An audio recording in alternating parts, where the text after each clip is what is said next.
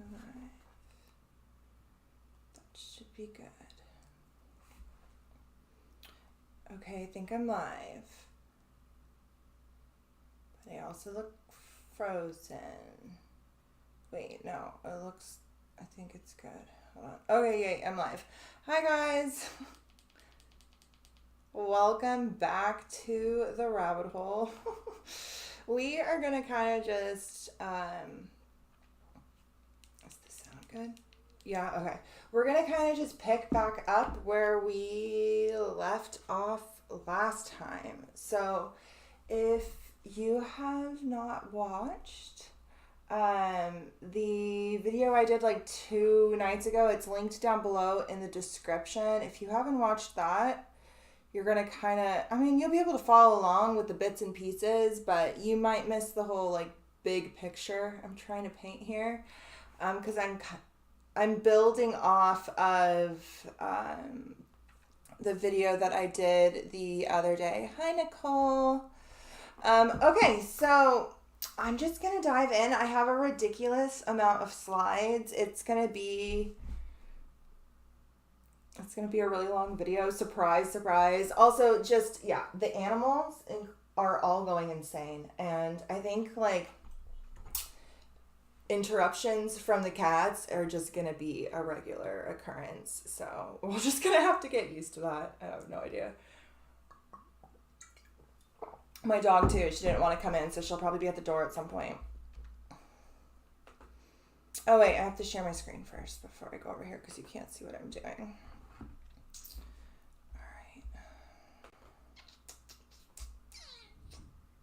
Screen, okay.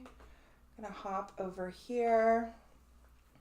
All right, so this is the thumbnail for actually this video for part 2, but wait, there's more. We're continuing. Definitely make sure you watch part 1 down below because yeah, we're building off of where we've already been. Okay, so we left off on this slide. I posted this maybe on like the 24th. And I didn't really know exactly how it fit in at the time. But I noticed a couple of things right off the bat as soon as I saw this movie poster for the new movie Babylon, which was released on December 23rd. So the first thing, of course, I noticed was the name. I was like, oh, significant, considering I was already like writing a bunch of notes and pinpointing a lot of like biblical imagery that was being used in all kinds of avenues. Very much focused on like the book of Revelations and the end times and like the apocalypse and doomsday and all of these things back in really since October, really since Halloween. I was really zeroing in on this. I mean, Elon Musk's Halloween costume speaks to him as like this antichrist figure. Right around that time, the Ancient Apocalypse show came out on Netflix, and we really saw this push to this sort of doomsday end times narrative, like popping up everywhere.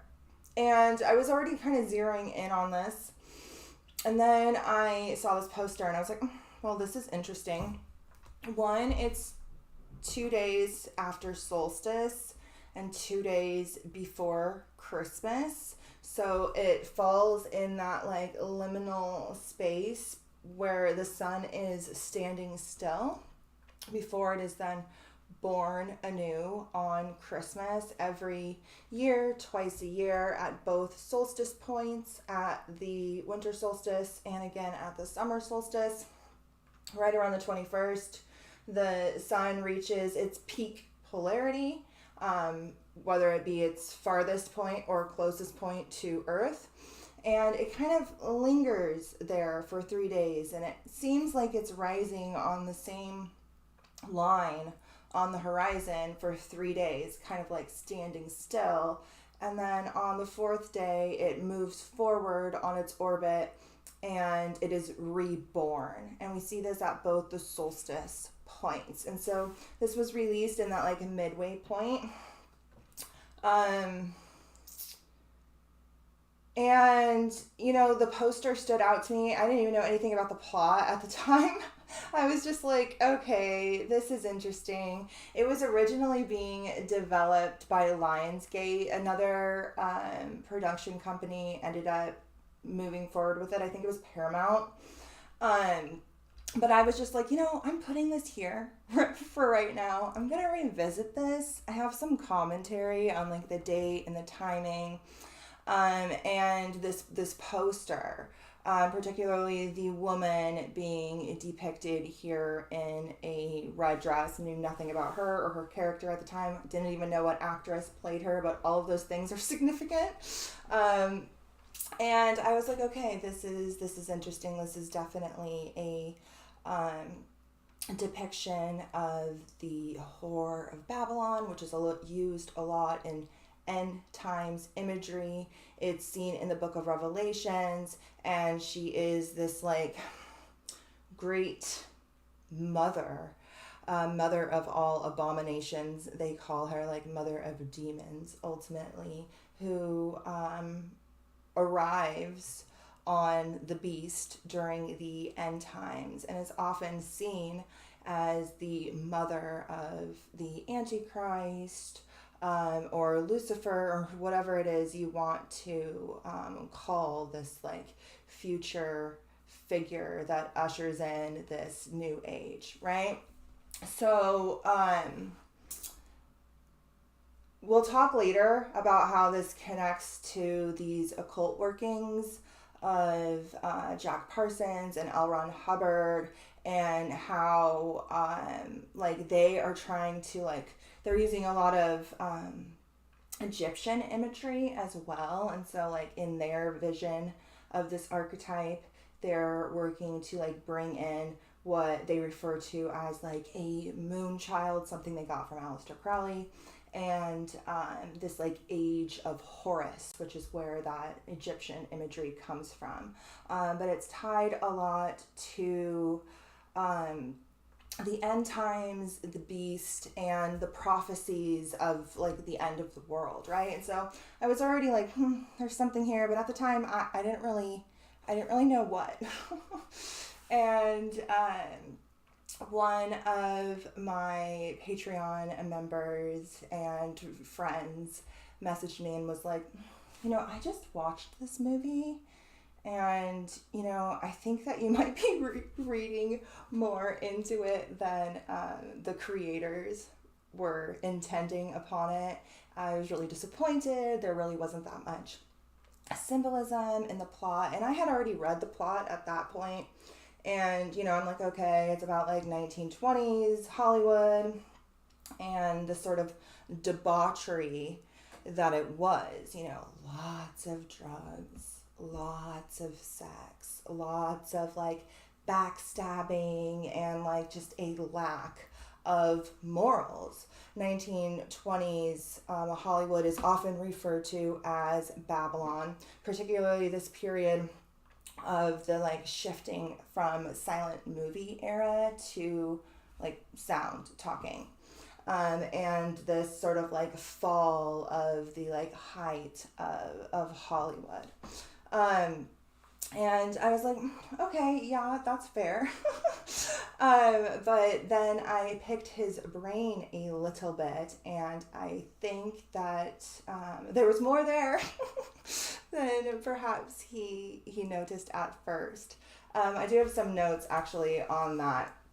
So, you know, when you think of Babylon, or like the archetype of Babylon and how it's like usually used, there's a couple of like symbols that go along with that. One of those is the flood. So interesting that at that same time, everywhere was flooding from California to Jordan, and like everything was flooding. Places that, you know, don't normally get a lot of rain were flooding, like almost like a weather machine switch was flipped somewhere, and like the deluge was upon us.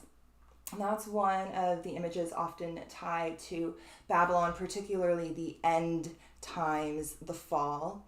The Whore of Babylon, which again is always really shown in a red dress. Sometimes it's purple, but usually it's red. The concept of the beast, this concept of like debauchery and wickedness, and then there being some sort of like cleansing flood and perhaps only a few survivors.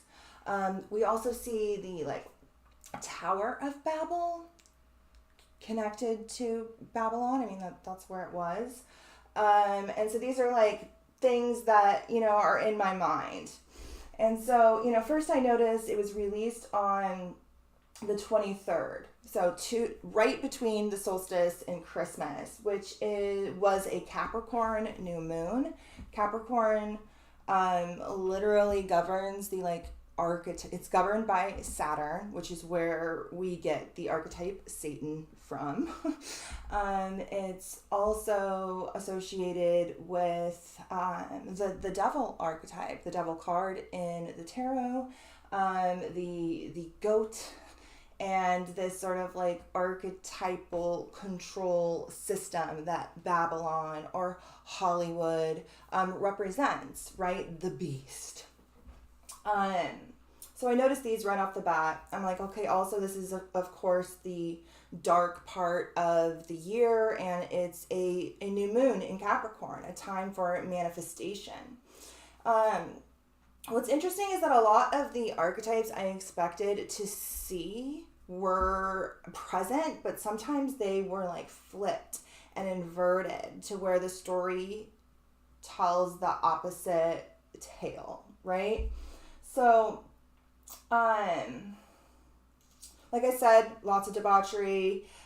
This movie just showed how like dark and, you know, orgy drug filled Hollywood is, which is kind of the same story that Babylon is known for, particularly Sodom and Gomorrah, and this sort of end times pre-Diluvian, right, where the world inverted upon itself. And, you know, we have the same sort of story told in Atlantis. You know, there was this golden age and of peace and harmony and oneness and all that jazz. And at some point there was this like fall into power, into consciousness, and wickedness or whatever started to take over. And then, you know, the Babylonian culture has its own flood myth connected to like Enki and the Sumerian gods. The Bible has its own flood myth. We see this in like the Jewish tradition as well. I mean, pretty much everywhere has its own flood myth and some sort of like hero that survives as well. And Babylon is often looked at as the city that needs to be destroyed because of how far it has fallen, right? And so this period in the history of Hollywood speaks very much to that sort of fallen, moralist period. So I was like, okay, was there a tower? Is there a tower? Some sort of tower that perhaps fell or crumbled. I was already kind of thinking of like a Hollywood as this like tower, this tower to heaven, this tower to the gods. I mean, they become stars, right? They become gods, idols themselves. So Hollywood itself can be seen as this tower that, of course, crumbled at the end of like the silent era and like worked its way back up. But there was definitely an end of one world and the start of a new world. But what's interesting is that in this movie, there is no tower up to heaven, which is what the Babylonians were believed to have like built this Tower of Babel that reached up into the heavens in order to make them like gods. It was this quest for immortality, right? That it was one of the reasons. There's many different reasons for the flood that people claim for the flood, but one of them is that, you know, they got too close to divinity themselves, that God was like, oh no, I'm going to cast you down and scatter your languages, and, you know, you have to start over from scratch. Here's the flood, you know.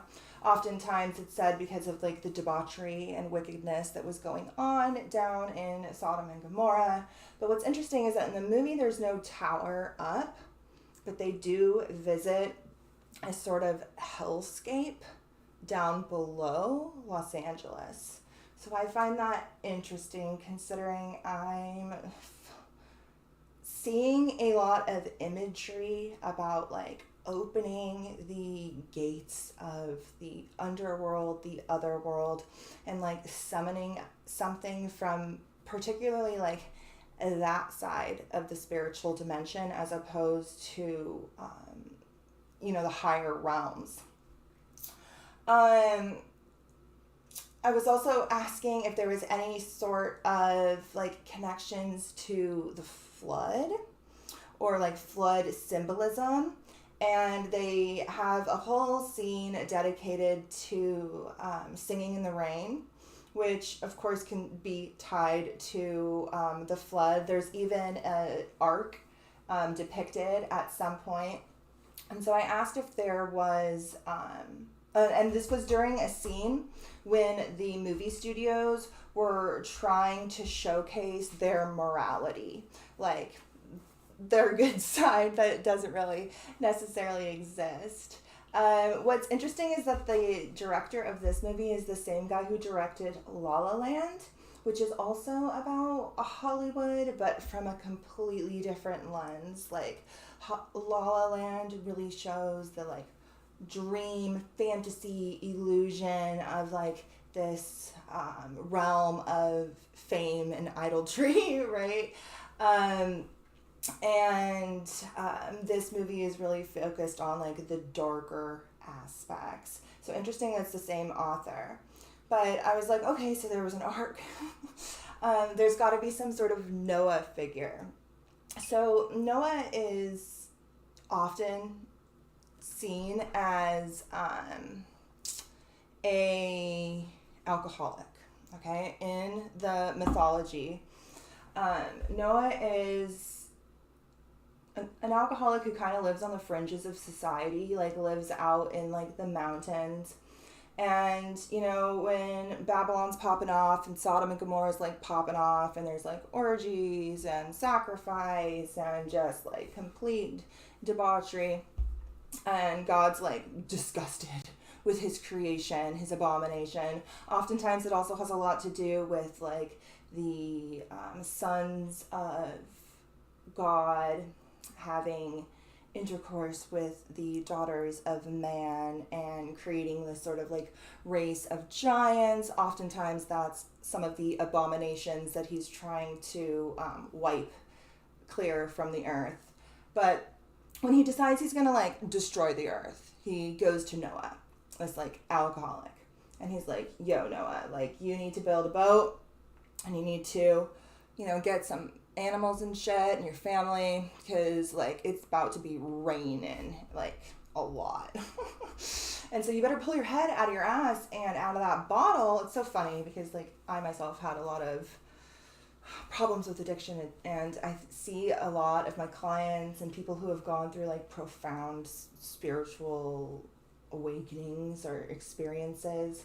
A lot of them, their early life was, you know, traumatic and addiction ridden. But anyway, he's given this message, and he's also told like, you can go down to that wicked city and you can see if you can like save anybody and get them in your boat. And he goes down there and he like tries to tell him, you know, what's happening, and they like laugh at him, and nobody comes with him. But he saves his family, and he survives to start the new world. And so I'm like, okay, is there a Noah archetype? I'm like, there's got to be somebody who's probably an alcoholic, who has some sort of morals, who is trying to like save something or someone. He said that is probably Brad Pitt's character, who was an alcoholic, and the only one who seemed to have like a conscience, who thought that the movies could have like a greater purpose, and he was like trying to get them to like be more moral and aligned with, I don't know, like the arts as opposed to the madness. And apparently he shot himself. So the sort of like moral Noah figure who was like trying to lead them out of this path of destruction, who's supposed to be the only survivor, ends up shooting himself. So it totally like inverts that archetype. So another one of the archetypes tied to the Whore of Babylon is that she arrives on a beast, which is said to have like 7 heads, and there's also 10 trumpets often connected to it. And this is, you know, the beast of the apocalypse, but it betrays her. It slays her in the end. It uses her to arrive, and then it destroys her. And interesting that this character, who is played by Margot Robbie, the same chick who plays Harley Quinn in the Suicide Squad, which is important later, but her character, who I think they're using to depict this like Whore of Babylon, you know, I was like, I bet you this scene is depicting her riding on the beast. You can see back here there's people like playing instruments, which can be the horns, you know. There's also a bunch of like big like paper mache heads, like you can see a devil head right here, paper mache. There's other ones, but you can't really see it in this particular image. So I float the idea that like those are the heads, and this is her like riding on the beast. But the beast very much kind of betrays her. But before that happens, we do see some sort of like symbolic imagery that speaks to that like serpentine beast. Apparently she is bit by a snake, and after that, after a lesbian sucks the venom out, then we see her downfall. She's kind of like chewed up and spit out by the system, and then she dies at like a really young age. Apparently there's also like a side plot that revolves around this trumpet player that you see multiple times throughout the movie, which is also another thing tied to Revelations and the end times, and it's that the sounds of the trumpets. So the symbolism's there, and it was definitely being used in some way. I'm not going to watch this movie. I heard it has just like so much sex and cocaine. Like, it's ridiculous. Okay. So at the time, I could zero in on this like Whore of Babylon archetype, but I still did not really know how it was being used, other than more end times apocalypse imagery, which seems like what it is that they're focusing on right now. But later it clicked. It clicked that night that I canceled on you guys. And I'm like, I have too many slides to make. I'll be back. And then I, of course, was still in the rabbit hole. And then it started to click. Okay, so we've talked enough about her. We will come back. This will all comes back around to this archetype. Such a trip. Like, really going back into these slides, I see how like I was there the whole time, and like collecting it over the 2 months really made me see how everything really is connected. It's crazy. we never really revisit these things. We just kind of focus on them as they come. Okay, so my thing keeps going on and off. I'm not sure what's going on there. All right, so we had a lot of different, like, scientific spells. I mean, that's really what I think they all are. Happening throughout the past month, right? Not only did we have the, like, end of the Alice part of the CERN experiment, and CERN ending, we had the Artemis launch, we had the nuclear fusion announcement, we had the simulated quantum computer wormhole announcement. Apparently there was like 8 really big physics discoveries this year. I had slides on it, but I had to remove them because we were going to be here forever. But we had a lot of different significant first time science experiments happening throughout this month, this being one of them. So for the first time ever, HAARP has decided to start bouncing signals off of things in space. Supposedly they're doing this to study these near-Earth asteroids that, you guessed it, could possibly at some point cause the apocalypse. Yet again, it's that apocalypse doomsday imagery. Supposedly these particular experiments were like testing experiments that were like allowing them to practice bouncing things off of things so that they can eventually in 2029 bounce something off of this specific asteroid.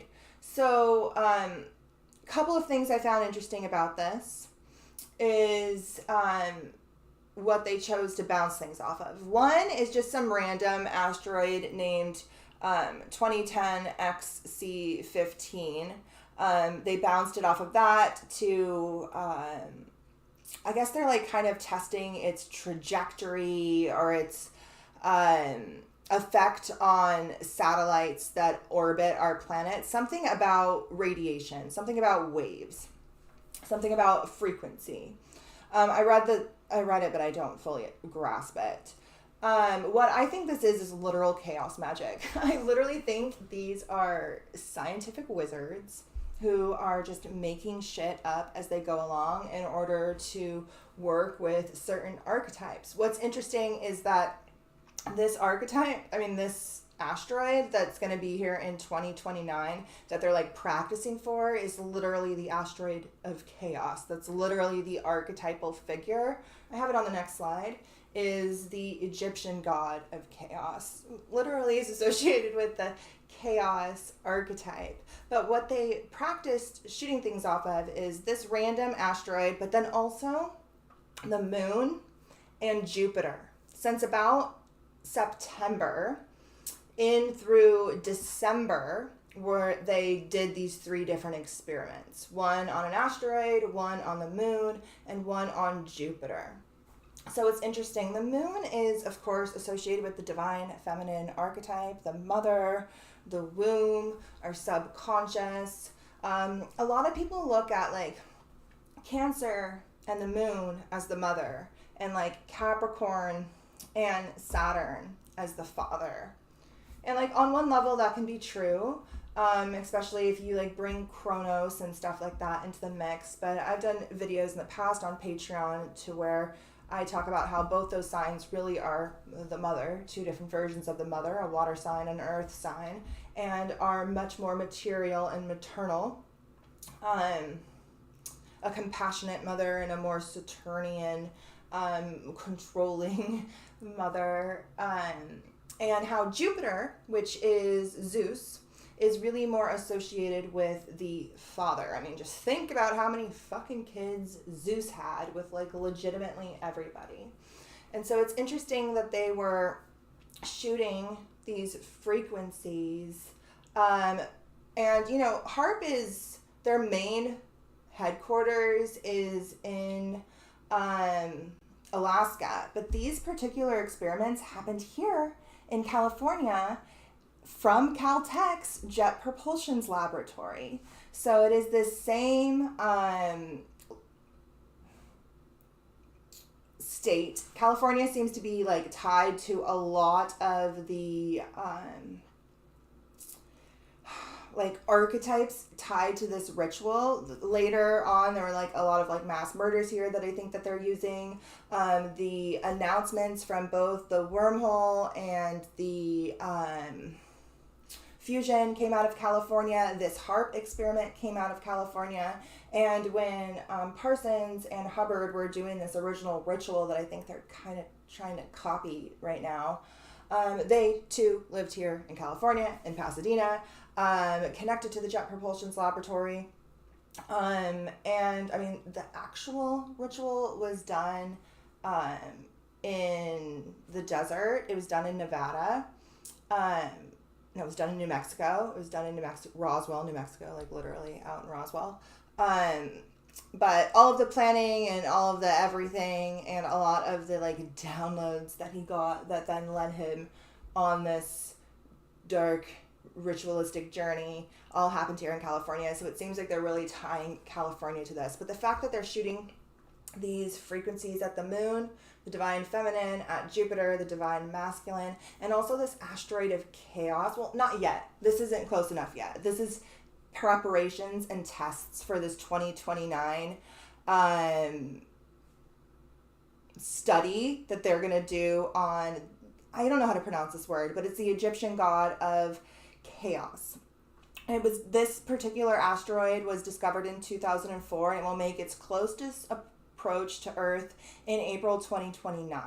When it comes within 20,000 miles of Earth, it's one of the like near Earth asteroids. Okay, is there anything else I want to say on this page before we move on?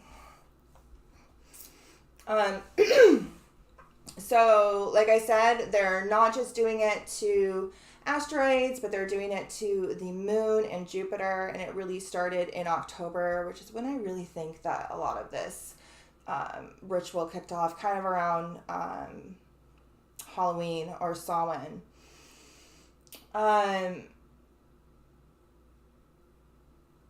So one study called Moon Bounce involved sending a radio signal to the moon and then waiting for pings back at observatories in California and New Mexico. Oh my God, it literally is in New Mexico. It's literally in New Mexico. I couldn't find the New Mexico archetype. I found some like news articles that were like talking about like the Roswell before Roswell that happened like a couple of years before, and I was like, okay, maybe that's how they're bringing this New Mexico archetype in. But this this brings it here. They're literally shooting energy or radio, what are they calling it? A radio signal out to the moon and then pinging it back to the Jet Propulsion's laboratory in Pasadena and New Mexico. The two fucking places tied to the Babylon workings where Jack Parsons and L. Ron Hubbard were working to bring in the moon child or the Antichrist, and it's literally a bounce from the moon to the two places. The place where he lived and studied and worked, and the place where he supposedly did the ritual. What? Yeah, I know I need to get out of California, but I like am so broke. I don't know, man. I can't get out of here. Like we're always just like barely making it to whatever next bill or whatever it is. I don't know. I feel like I'm supposed to be here right now, and at some point something's gonna open up and then I'll know where I'm supposed to go, but like, yeah, I need to get the fuck out of California. But I live on this like 33rd parallel that we're gonna talk about here a little bit later, where all of these Masonic lodges are, all of these like huge events in history, like the murder of JFK and the Super Bowl that's in a couple of weeks, all of these things fall on, and I feel like I'm supposed to be here in some way, because then I can like, I don't know, I think maybe it just like being in that energy helps me to like see their bullshit really well. Like I feel like I can see their shit. I don't know. Tosca says that Mars went retrograde on October 30th. Yes, and that's one of the reasons that I really was like zeroing in on that date, is because the Mars archetype is so significant for them. I think I talked about this in not the last video, the video before that. So this just, I'm sorry guys, I gotta like bring it back around because this just blew my mind. I was looking everywhere for the New Mexico thing. It was the one thing that was missing. And I kind of found something. I was like, okay, maybe they're using this.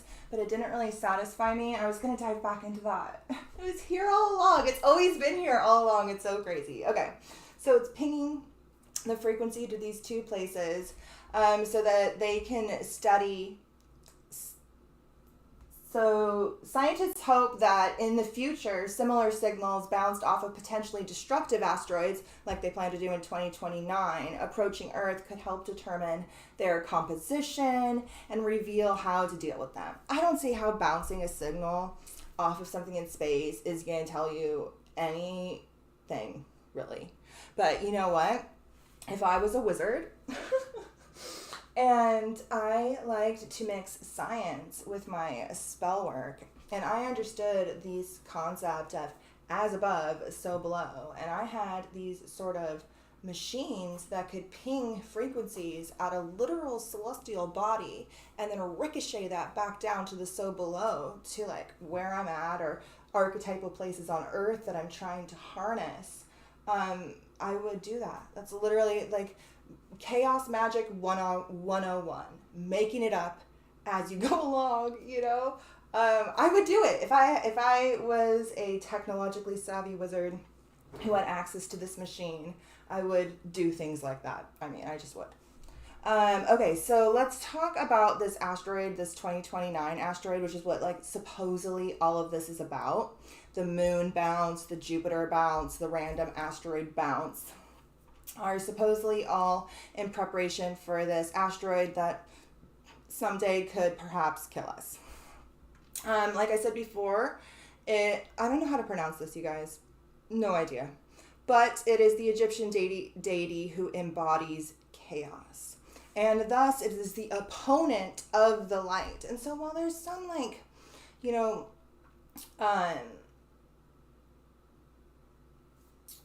dualities, like the yin yang, for example, where it's like light and dark as one in harmony and balance. There's other like stories of duality where it is like a split, a war, a divide, where they're opposing forces, right? And this is one of them. This is the opponent of the light, which is seen as Mahat, which is often seen as that like balance of order and truth.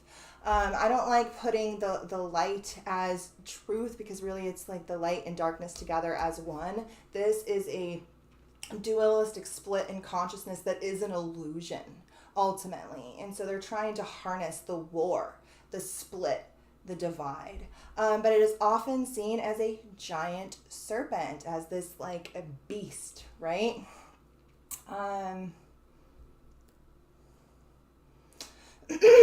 And then in September, they were like literally moving asteroids in space, which, you know what? Archetypally, especially if these asteroids are named after like archetypal figures that are, you know, parts of our, like, let's say it's not named 2010 XC15, but like, let's say it's named Psyche. They're planning on mining the Psyche asteroid, which literally means soul, and it's about our initiation process into the unconscious. Let's say in theory they went and knock an asteroid like that off its course. I think that could have archetypal ripple effects into our collective psyche that would be, you know, like not good. But I do think that we should be using science in such a way to like prevent future destruction, because mankind has been wiped out before because of incoming asteroids or going through dense areas of comet debris or whatnot. So I do think that this is like, you know, a good use of science, but I guarantee you it's like timing was used, of course, ritualistically, because these top scientists are usually always familiar with occult principles.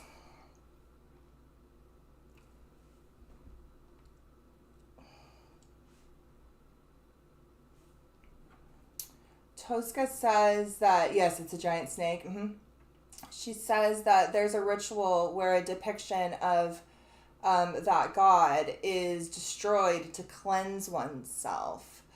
She says it sounds like they are inverting that if they are doing chaos magic. Well, chaos magic isn't like bad at all. Most of you and I, we practice chaos magic, like eclectic witchcraft, where you don't follow a sort of like ceremonial orchestrated rule book where it's like you need this color candle and this herb and this and that, and you're like following somebody's like dogmatic system.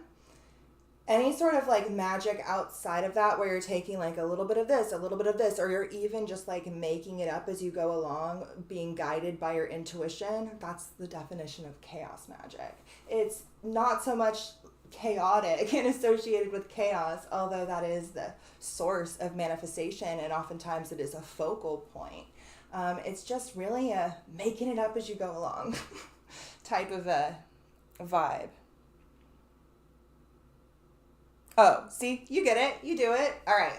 So I thought I would look and see where some of these asteroids were after, I was reading about HAARP and this sort of experiment. I'm still blown away at this moon bounce going to literally New Mexico and Pasadena. Like the two fucking places. It's shit like this that makes me think like maybe I'm not crazy, and maybe I am not reading too far into things, and maybe I actually am onto something, but who knows. Okay, so this is the date of this asteroid experiment. So they bounced a radio signal off of the asteroid from the Jet Propulsion's laboratory on December 27th. Earlier in the month and the month prior, they did the moon and the Jupiter experiments. A couple months prior. Okay, so I was like, okay, well, where is this asteroid? I am not going to try to say that. I should have looked it up. I should have looked up how to pronounce it. I didn't. I have no idea how to say that. I looked up that. I looked up the Caltech asteroid, and I was like, okay, where are these? So, the Egyptian chaos deity that is shaped like a giant snake, at this time, on December 27th, at the time of this experiment, this HAARP experiment, was conjunct the South Node in Scorpio. Scorpio is literally the realm of the occult. It's the realm of the hidden.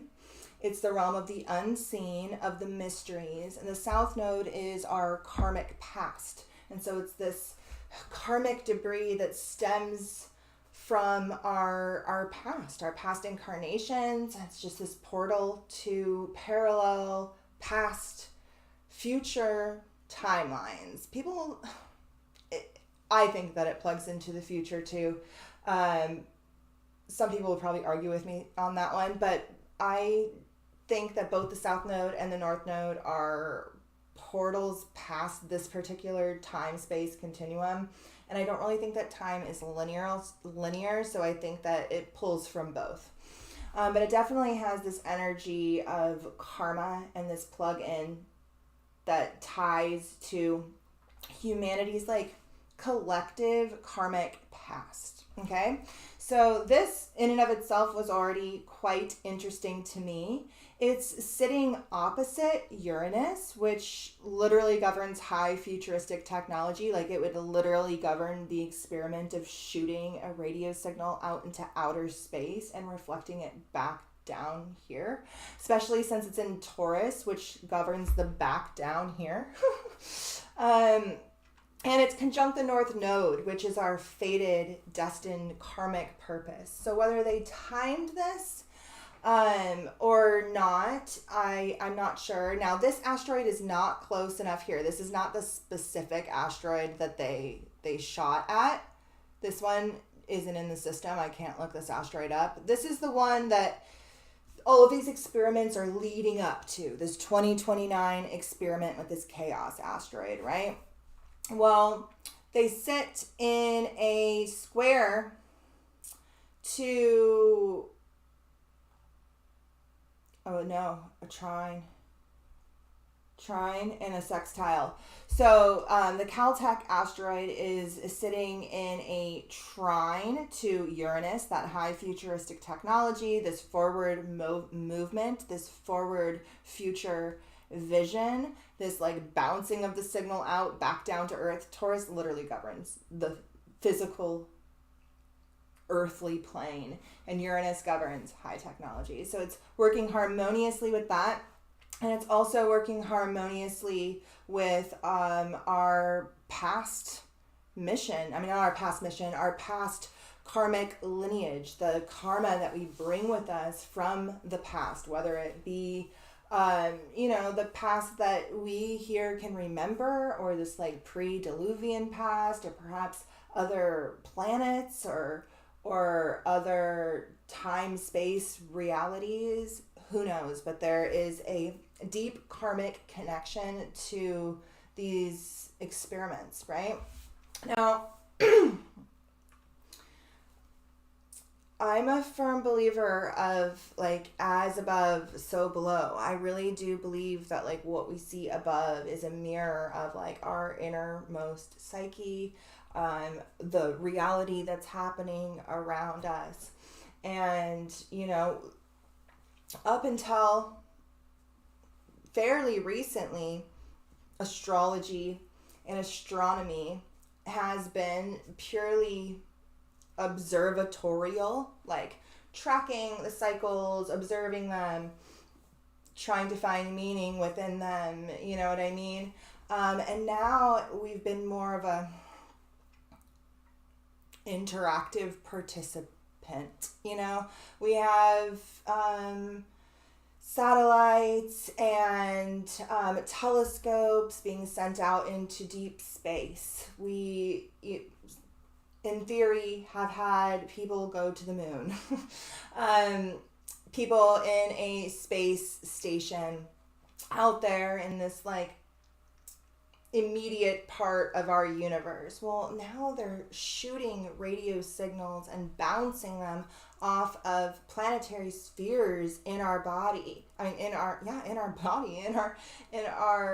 psychic body, in the as above, bringing it back down to the so below. I think this would have some sort of, archetypal significance. I do think that it could be harnessed for any sort of ritual work, and then I do think it would have a sort of like echo in our collective psyche. If the moon governs our subconscious, if Jupiter governs our higher mind, those both have been like pinged inorganically through high technology over the past couple of months. And so perhaps we have to, now that these experiments are over, perhaps now would be a time to like revisit some of the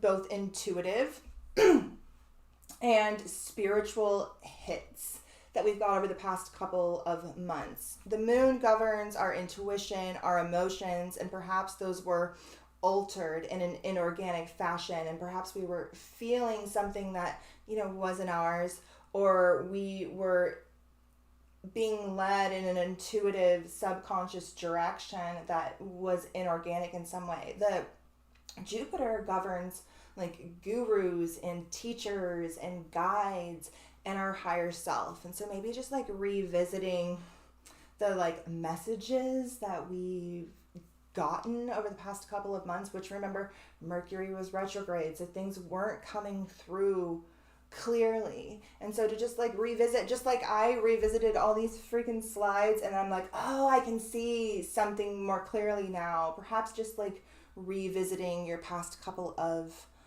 months and like where you've been and where you're at and where you're kind of at now, because we had some inorganic influence bouncing off of significant planetary bodies in our sky.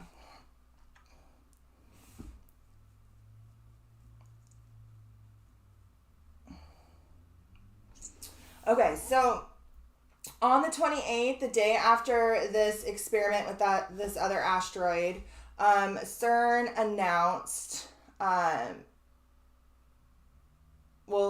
they posted that the data had been released early at the beginning of the month. And so it was sent out into scientists from all over the world. And so they're all like diving into the data of this experiment. Oftentimes, they're looking for new discoveries and things like that. And so we can expect to hear things come out of that realm. Who knows? We'll see where they go. Like I said, it was flooding like literally everywhere. Every place was flooding. And then we came up to America's Pluto return. At first, I was like, it seems like there's not really much happening here. And then some stuff started to happen. Okay, so on the 28th, which was the day of America's Pluto return, I posted this. I was like, I'm watching the headlines as Pluto inches closer to America's natal Pluto. It's super chaotic. All the flights were down. Everything was flooding. People were announcing new restrictions on stuff out of China. China was popping off. And I was like, it's pretty quiet so far. The invasion of Ukraine happened 4 days after the first pass of America's Pluto return. Because Pluto moves so slow, it lingers at the same degree for like days on end. And I wrote here, I'd say that this is the calm before the storm, but it's super chaotic and it's flooding. So I guess it's not calm and there's a storm. So right after this, or the next day, this was like late at night. Oh no, I guess it wasn't. It was like 2:00 in the afternoon. I posted this and then and then right after Andrew Tate got arrested, which is so funny, I wrote here, every few years the right, although, I don't think it's really like a left or right, because sometimes, the left produces somebody as well, like Bernie Sanders or some sort of like liberal anti-establishment type of person who makes these promises like they're like fighting against some sort of system. So it's not just the right, but this person says every few years the right produces a billionaire with extensive ties to the deep state who poses as a populist hero who is fighting the deep state. Before it was Trump, and now it's Musk. Later on, it'll be someone else, but it's just a show to make it look like someone's fighting, right? And then, like, right after that, it's announced that Andrew Tate is arrested. And, the conspiratorial internet just split and divided. It really blows my mind just how many, like, awakened people fall for certain psyops like him or Russell Brand or what's that guy's name? David Wilcock, or all of these different, people who have these huge platforms and often are targeted in such a way so it looks like the system is against them. But it's bullshit. It's bullshit to make you think that you should listen to that person's message in any way.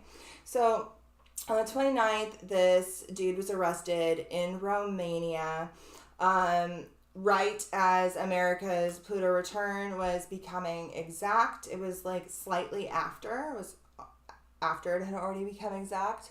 And I was like, okay, this is interesting. we were distracted with this and big things were happening in the like Epstein investigation. So this kind of came out as just an ultimate distraction. But, at the time we were unaware. But really, this announcement was happening at the same time as the like JP Morgan financial connections to Epstein and the hiding of that by our president. That was all happening the same time that Andrew Tate and Greta Thunberg were distracting the masses. This display between like him being reinstated on Twitter, him immediately like being called out and getting into it with Greta, which immediately led to like his arrest, and then just a like week later Greta staged her own arrest. I'm just like, this is the epitome of that like chess game that I'm talking about, where like it looks like a chess game where it's like black against white, you know what I mean? Or like two opposing sides, but like one side is just being played by one hand of a entity or whatever, and the other side is being played by the other one. Like the puppeteers are moving both pieces. They're working together ultimately. So a couple things stood out about this immediately. One is that the video that supposedly tipped them off to where he was, although I heard later this was like not even the case. They knew who he was, where he was, and so it really spoke more so to like, it needs to happen now at this specific time. It's like he wasn't like missing. Everybody knew like where he was. This pizza box didn't really lead them to him. That's ridiculous. But that's what they were claiming. And so they were very much tying it to pizza and the pizza narrative. What's interesting is that he was found in Romania, which is literally where like vampires come from. It's where Transylvania is. But what's interesting is that, he tweeted to Greta about his like 33 cars. And then this whole thing transpired with this pizza box leading to finding him in Romania. Like, the archetypes, man, pizza leading to Romania. He was found in this voluntary city in Romania, which literally means volunteers. And I was like, it's interesting that he was found here, because I do think he volunteered for this. I don't think anything is ever really going to come from any of these arrests. I heard the stuff that he was being arrested on was like old things that have already been known about, and it was really just like a stunt for the media, ultimately.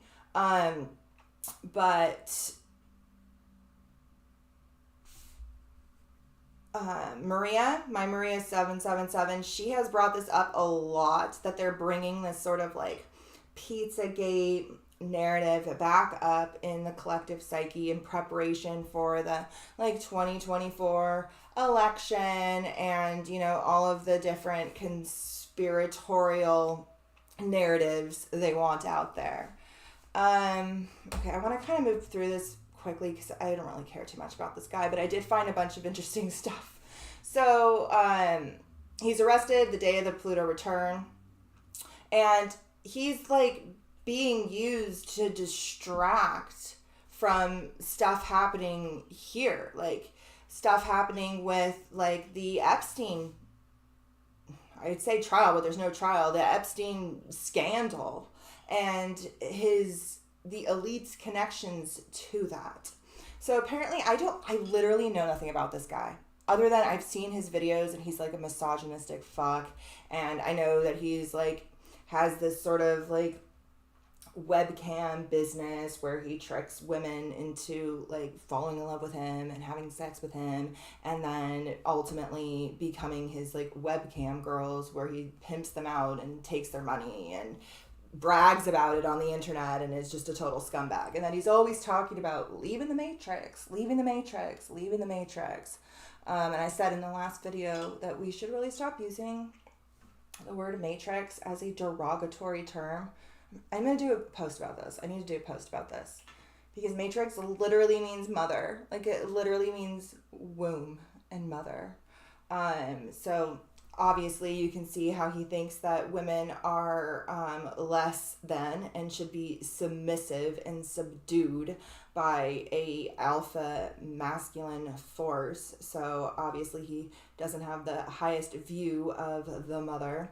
But apparently he got famous from being on reality TV shows, which we know isn't reality. Like, that shit is so scripted.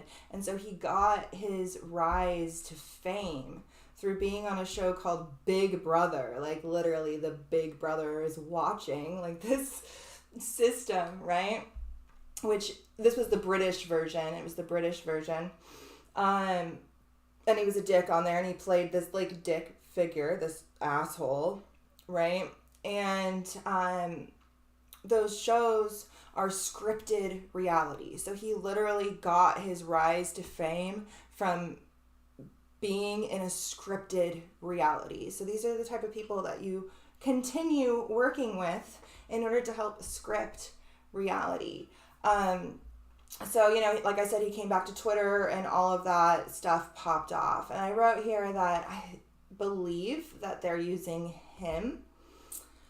And particularly his, like, chokehold on, like, slightly awakened, I hate to use that word, but, like, slightly conspiratorial men, his chokehold on their psyche, in order to get these men to, like, idolize him even more. You know, a lot of times figures who are tied to government psyops, like, I always like to look at, like, Timothy Leary for this, are often, like, targeted by the government and the police force and the FBI or whatever on one level. And so it looks like they're anti-establishment. And so that followers flock to them even more. They're like, oh, if he was arrested, then that must mean that they don't want us to hear his message. And so that must mean that his message is even more true, you know, and people do believe this. So I wrote here that I believe that while the, like, Artemis mission and a lot of other things that we've seen and I'll continue to lay out represent this sort of, like, inverted feminine archetype, he is very much being used to represent this inverted masculine. Which is what I decided this part of the ritual is about, with the first half with Artemis being the inversion of the feminine, and now we see the same thing being done with the masculine. We also see the child figure come up later too. You know, you need the woman, then you need the man, and then together they'll make the child. And so, of course, they have to invert all of the different figures. We see the inverted masculine come up through him, and also through the World Cup, through the, like, covering of the sun and a lot of other things that transpired. I have a whole thread on this over on Discord, but I'm going to try to stay on topic here. Okay. So this first half was the inversion of the feminine, and now we see the same thing being done with the masculine, which also happened at the World Cup. That was also aligned with the same, like, archetypal stream, the, like, flipping, the inverting of the masculine. He's playing a part in the ritual, you know, he loves throwing up his gang signs. I see a lot of, like, large spiritual accounts that I'm almost positive are, like, Fed pages, like, Project Knowledge and things like that. Very much pro him. And being like, oh, look, the Matrix got him. And then, like, trying to talk about how, you know, these are different mudras and how they help you align with success. And it's like that. And how it's not being used in a occult or esoteric way. And I don't buy that at all. I certainly do not buy that at all. I see a lot of people saying that his father is CIA. Apparently he said this in an interview But I couldn't find any definitive proof that his dad was actually in the CIA, just his own quote where he says, my father, when died, someone messaged me who was, because my father was in the CIA. He held the CIA record for fastest assimilation of a foreign language. And he goes on to say, about how his father's in the CIA, and so CIA people hit him up after that or whatever. I can't find anything about his father being in the CIA, but I can find his connection to the military and also to chess. And I was already in this like chess rabbit hole, and I honestly feel like we're in a giant chess, like we're always in a chess game, chess board, that's why the checkered board or the chess board is a Masonic symbol, because they're constantly doing this. But I really feel like it has been extremely accelerated since the death of the Queen in preparation for the coronation of the king, which doesn't happen until May. He still isn't like, he once she died, he officially became king, but he hasn't been like coronated. They haven't had the like rituals yet. Those happen in the May. And I feel like the chess narrative has really been coming through so hard, particularly since the Queen died. And so I found it interesting that both him and his father are chess masters. They're international masters. And that, the sports page started, it's like 6 days before Andrew Tate was arrested. They wrote an article about his dad and about how his dad is a international master. It's almost like they were like preparing for all the Google searches that were about to come. His father was a chess master in the U.S. Army. Like, he played chess for the Army. Like, he literally played chess for the military. For the U.S. Armed Forces Chess Championship. He was in the Air Force, and he also is known to have made these like random statements about ETs, just that his playing was extraterrestrial, because he played in an out of this world way. But he won the United States Armed Force Chess Championship 5 times. He also earned a reputation as a creative and dangerous tactician. So like he's literally, his job was like tactical planning, and to think that, and then he taught his son. So Andrew Tate is also, and they also, this is the article that they posted a couple of days before this all happened. He's also a chess champion, learned from his father. So it's tactical. They plan out moves many, many, many moves ahead. So I was already in this like Alice in Wonderland chess rabbit hole, and around this time I'm like, they are not just inverting the feminine, they're inverting the whole fucking chessboard. And I was like, how am I keep coming back to like all of these different rabbit holes? And if you stay till the end, you'll see how, because they all connect. On the same day as America's Pluto return, they also announced a lockdown in, I think it was Arkansas.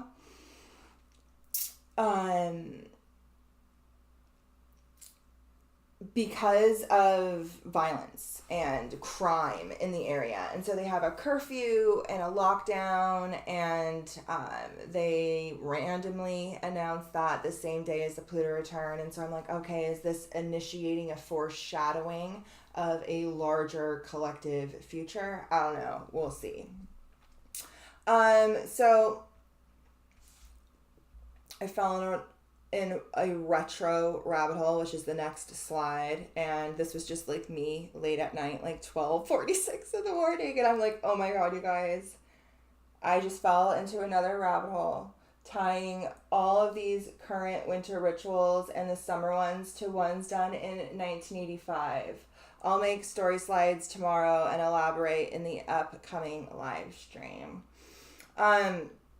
This is the last image that the pizza place where, what's his name? Andrew Tate took that video that supposedly led to his arrest or whatever. This is the last image that pizza place posted right before he got arrested. And you can see the eye and the pyramid, or the square and compass, whichever you want to look at that as. It can be either, in between the two pillars as well. So strong symbolism there. You can tell there's more to the story. It's not, this was definitely some sort of archetypal chess moves.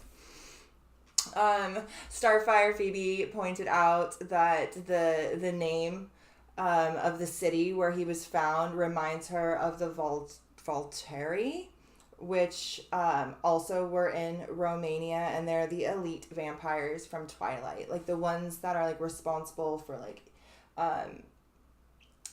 making sure everybody follows these like ancient rules, right? Okay, so this is the rabbit hole that I fell into. Okay, you guys are here. It's so funny when it's sideways, it says that like none of you guys are here. And then when it goes like this, I'm like, oh, okay, you're here. I thought I like lost you all. I can't see the chat unless I turn it sideways. Okay, so I was watching this movie, minding my own business, and it pulled me into a rabbit hole. So, okay, so it all started with this movie. This is a movie from 1985 called Explorers. And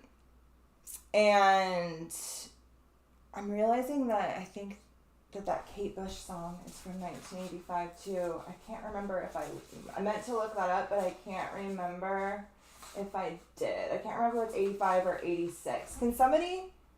Oh, 86. Stranger Things. I didn't look it up, but there's some here. Can somebody look up when Kate Bush's Running Up That Hill came out, if it's 85 or 86? And I have a whole side rabbit hole from Kate Bush over on Discord, but you'll have to come over there for that. Okay, so I'm watching this movie, right? That somebody recommended me to like a while ago, but when I wanted to watch it, it wasn't streaming anywhere, and then I noticed in late December that it was available on Amazon, but only until January 1st. It was like a limited streaming option. And I was like, I've noticed that they have like on like free movies to watch on YouTube or Amazon, like the ones that they have, they rotate around obviously, and the ones that they have particularly that are like have a countdown, like they're only here for a short amount of time, it seems like their titles or their plots are always so archetypally significant to like whatever the like current thing is. And I've been noticing this for a while, but this one, 1985, I thought so. Okay. Okay, yeah, I remember because of the nodes when I looked up the Kate Bush stuff with the nodes. Okay. So I put this movie on, right? I'm watching this movie, and immediately once I start the movie, like on Amazon, they have this trivia. Like if you hover your mouse over on the screen, random trivia pops up. And this was like opening credits trivia. Yeah, Tosca, if you have not watched the video that I did in July, it's tagged down below called CERN and the Spell. I dove deep into like the running up the hill psyop, I'm calling it. It was definitely part of the last freaking spell. Okay. So, this trivia said that the film was in a prolonged editing phase when the studio moved up the release date. The theatrical release was the result of accelerated editing and was not finished to the director's satisfaction.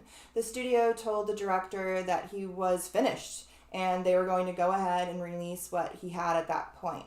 And you hear this a lot. Like, my kids love to watch the like extended features on DVDs and stuff, especially like animation things because my kid really likes to draw, and so she likes to like watch the animators like talk about whatever.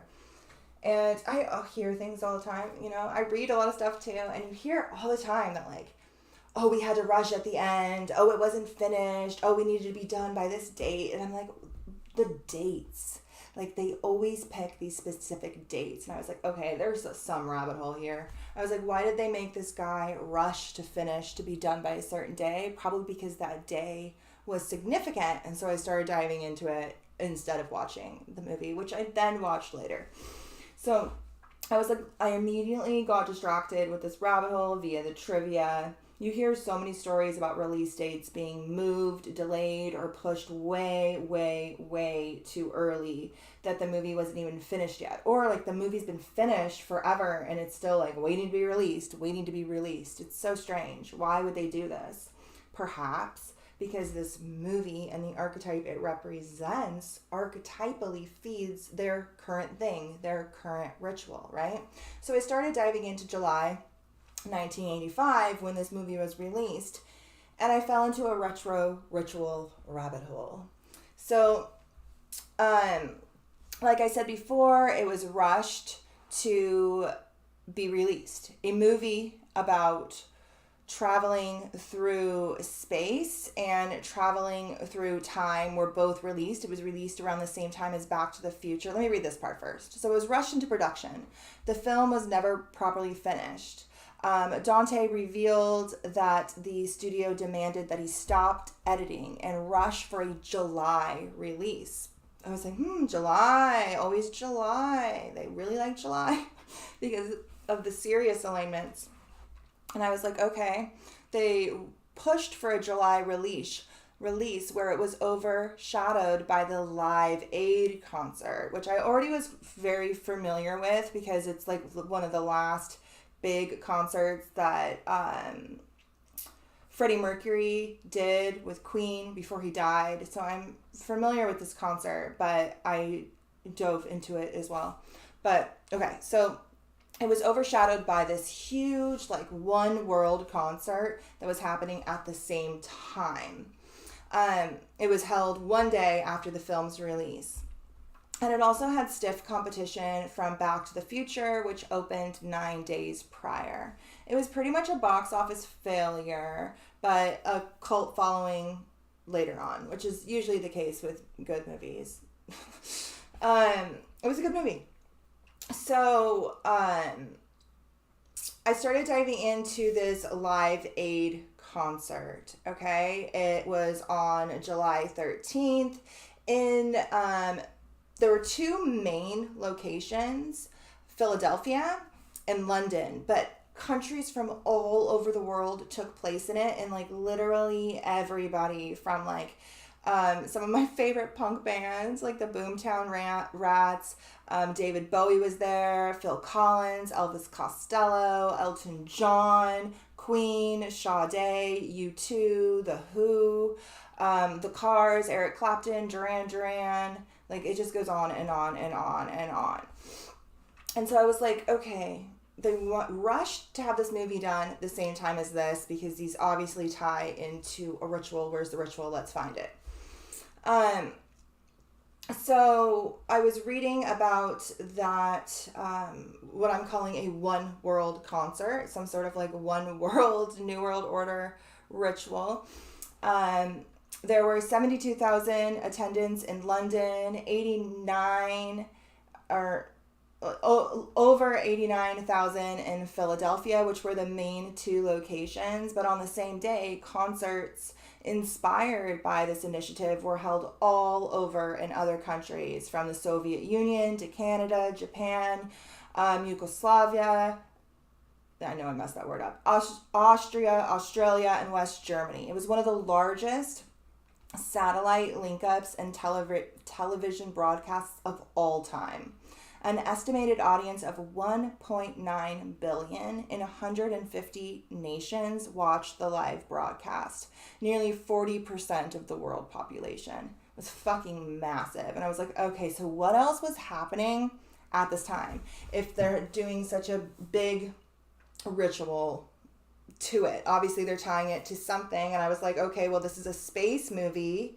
I was like, and they're obviously probably tying it to some sort of a space event, what was happening there. First, I noticed that it was happened to be on July 13th, but they originally wanted it to be on July 6th, which literally would align with the Sirius alignment, which is what they tied, Stranger Things and CERN and the Georgia Guidestones and so many other things too. So that's definitely what they were going for. But they really wanted Bruce Springsteen to be there, who was like really popular at the time, but I guess he couldn't do it on that day. So they moved it to the 13th, but then he didn't even end up coming at all.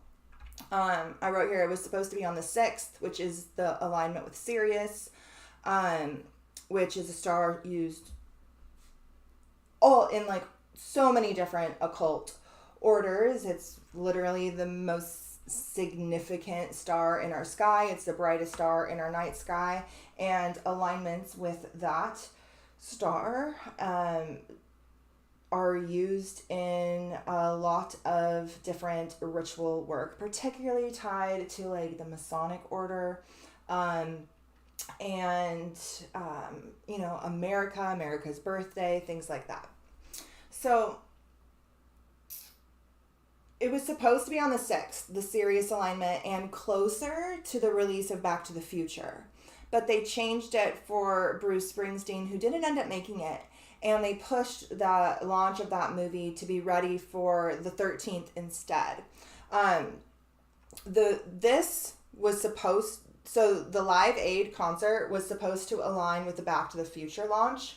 But then Bruce Springsteen was like, yo, I can't do that. And so it moved away from the Back to the Future launch. And so they were like, oh shit, we'll have Explorers be done for that. And so they rushed the Explorers movie. And so I thought to myself, I wonder what kind of shit was happening in the realm of space and science that year or month in particularly around July of 1985. And throughout that time, they were prepping for the Challenger launch, which so they were prepping for the Challenger launch, which happened 6 months later, which was a manned flight, just like they're doing right now with the Artemis launch. So the Artemis launches that we've been having are not manned, but they're tests and preparations, much like those HAARP experiments, which are preparations for like a future experiment. These Artemis launches are preparations for this future launch to the moon. Around this time in July, they were prepping for the Challenger launch, which would happen 6 months later, which I talked about in the Russia Rockets and Rituals video. And I said that was the first woman to ever die in space, a teacher. There were two women, one of which was not an astronaut. She was a teacher, and she died in space on national TV where, the rocket just like exploded. So in the year 1985, in science and technology, it involved many significant events. Some are listed below, the ones around the time period that I was focusing on. The European Space Agency launches Giotto, Halley's Comet flyby. So I think that this is I don't want to call it a machine, but like a satellite to study Halley's Comet, which came the next year in 1986.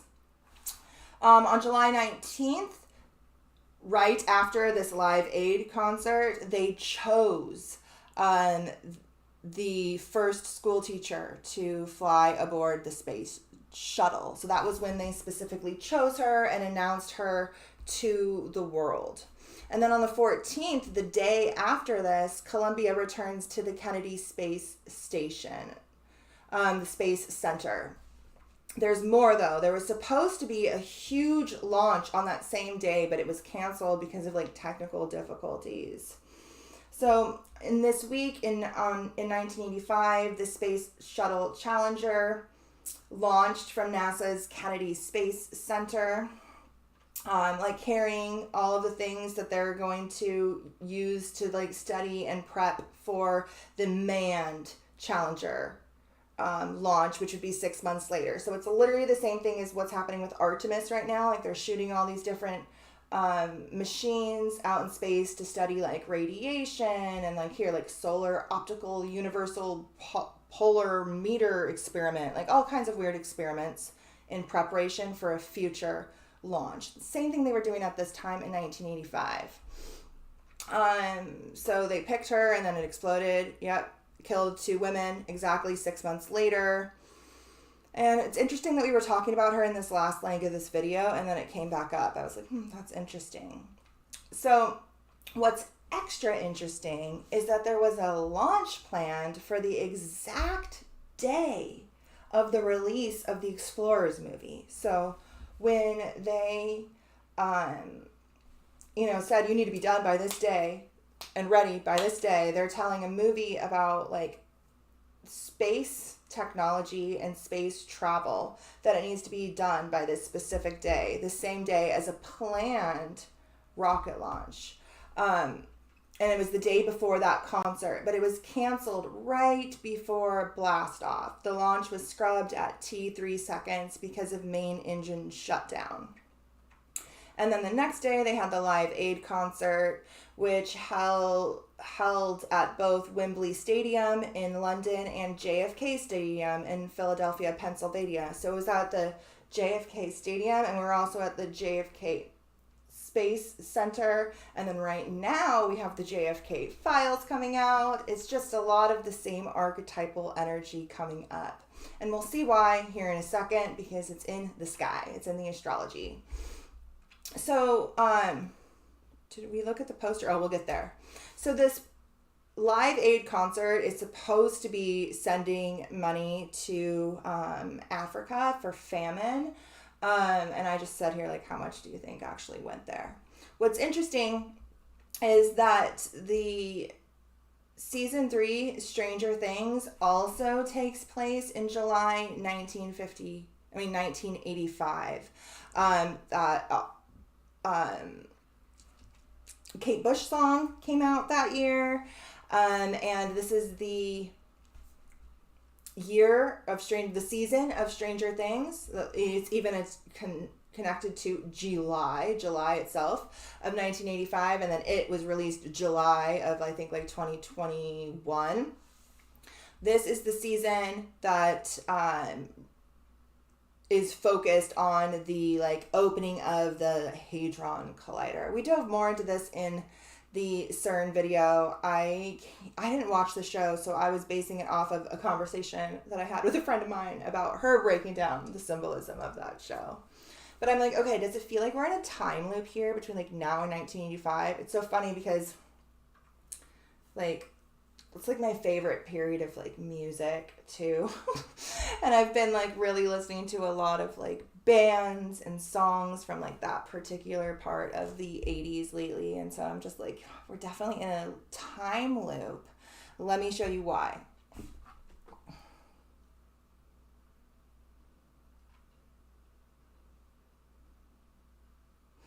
So somebody kind of, I don't know how to pronounce your name there with the M little logo, but somebody kind of asked this in the last video, and my answer is always like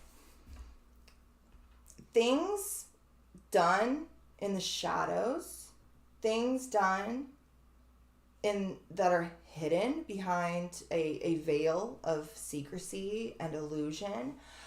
Those things hold power over you.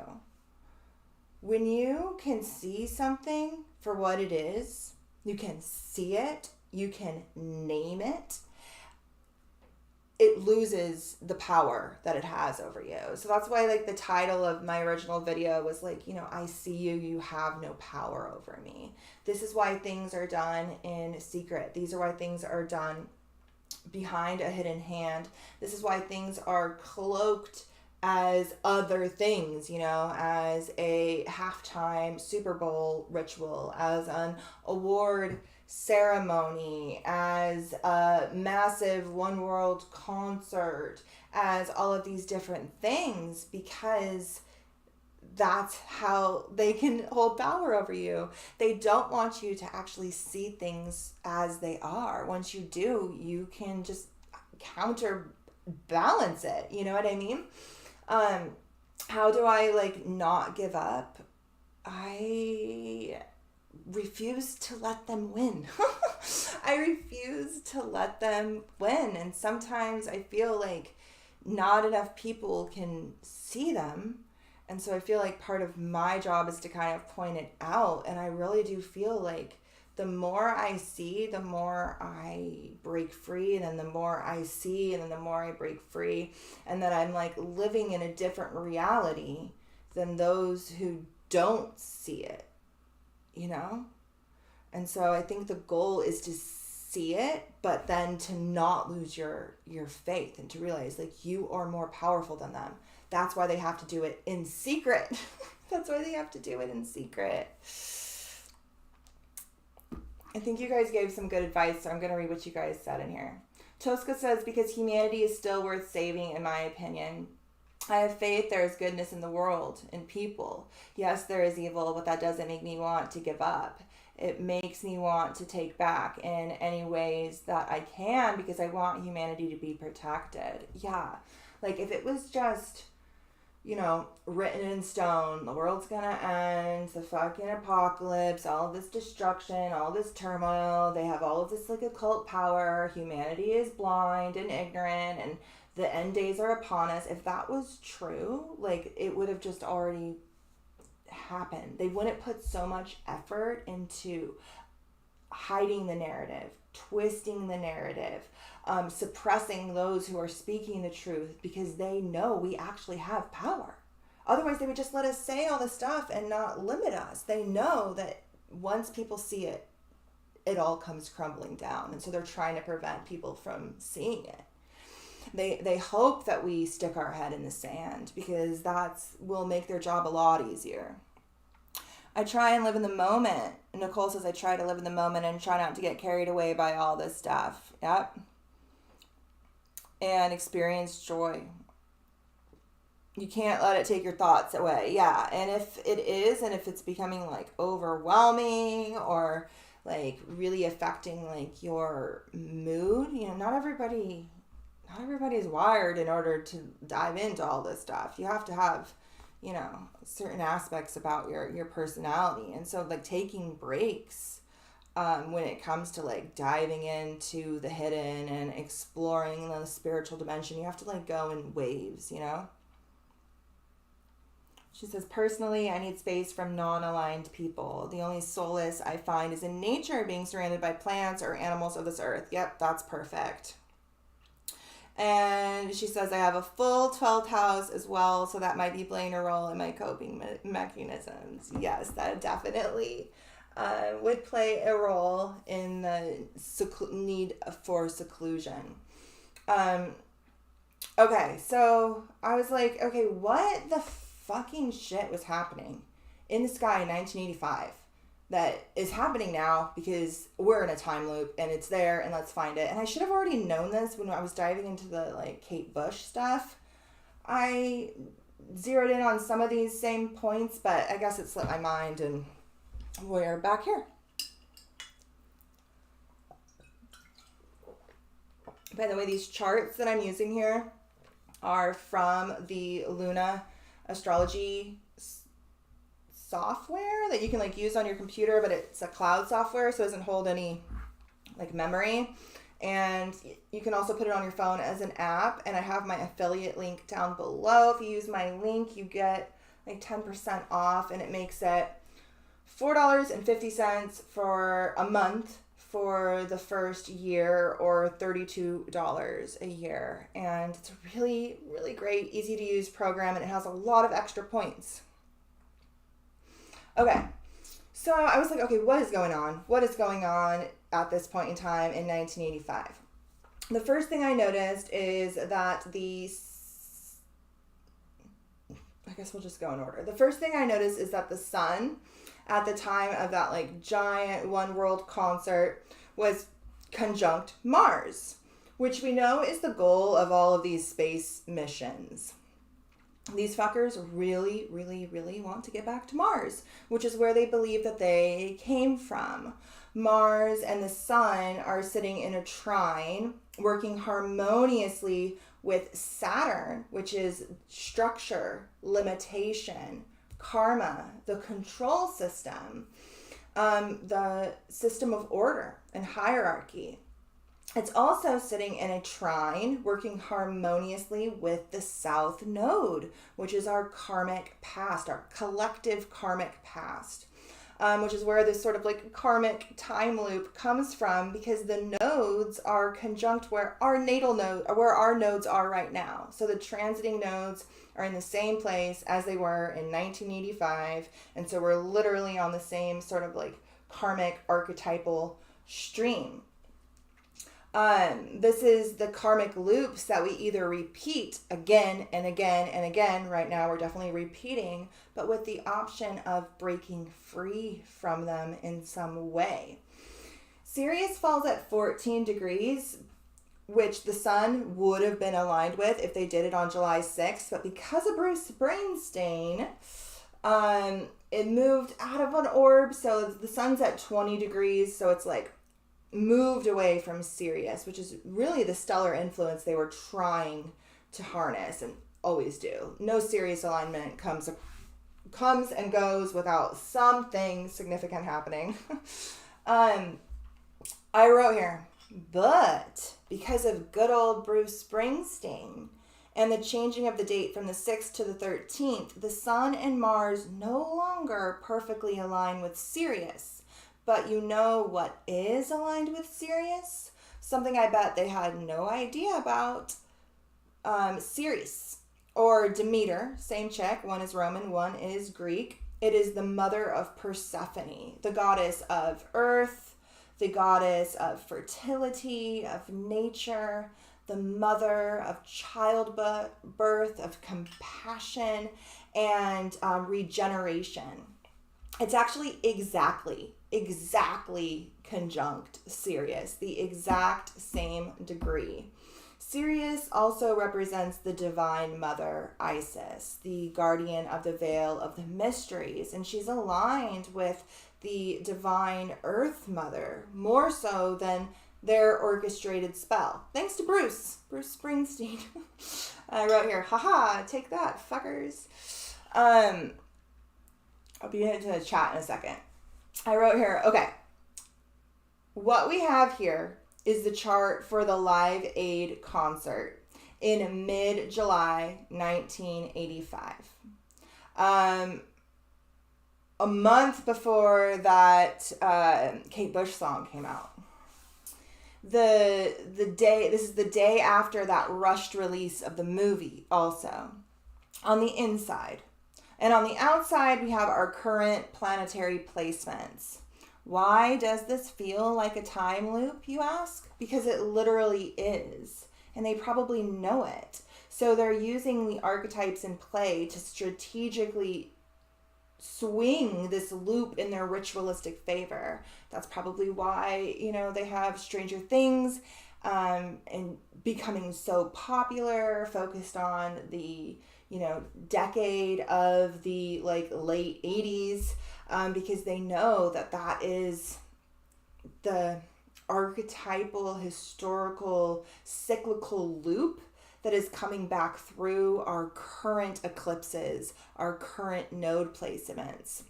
So the nodes of fate, destiny, and karma are past and our future, and the eclipses were in the exact same place in 1985 that they are right now.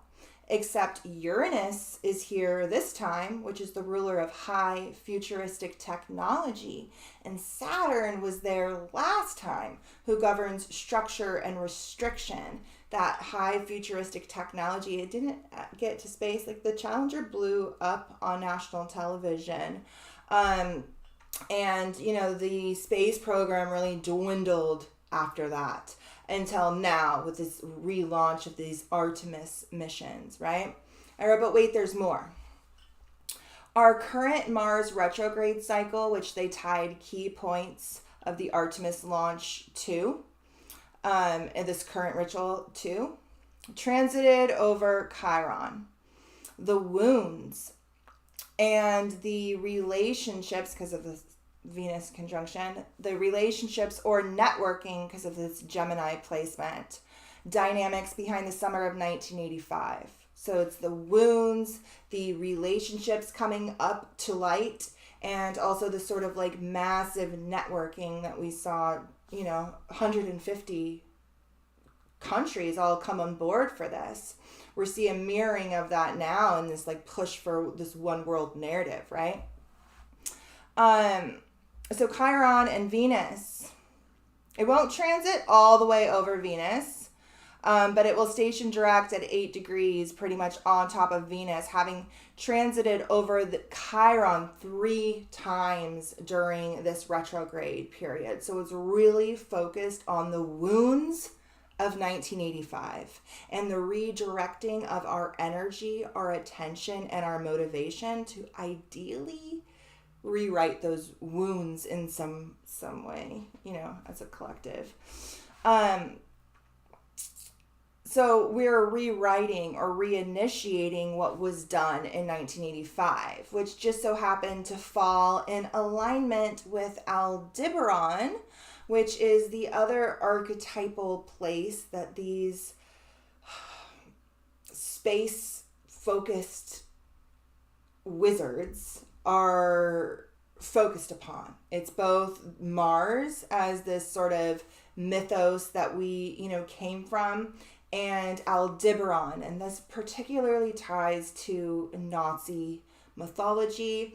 Aldebaran being the eye of the bull and supposedly being the home origin point for these Nordic Aldebaran ETs who worked with the channels and psychics in the German mystery school streams that worked hand in hand with Hitler and his scientists.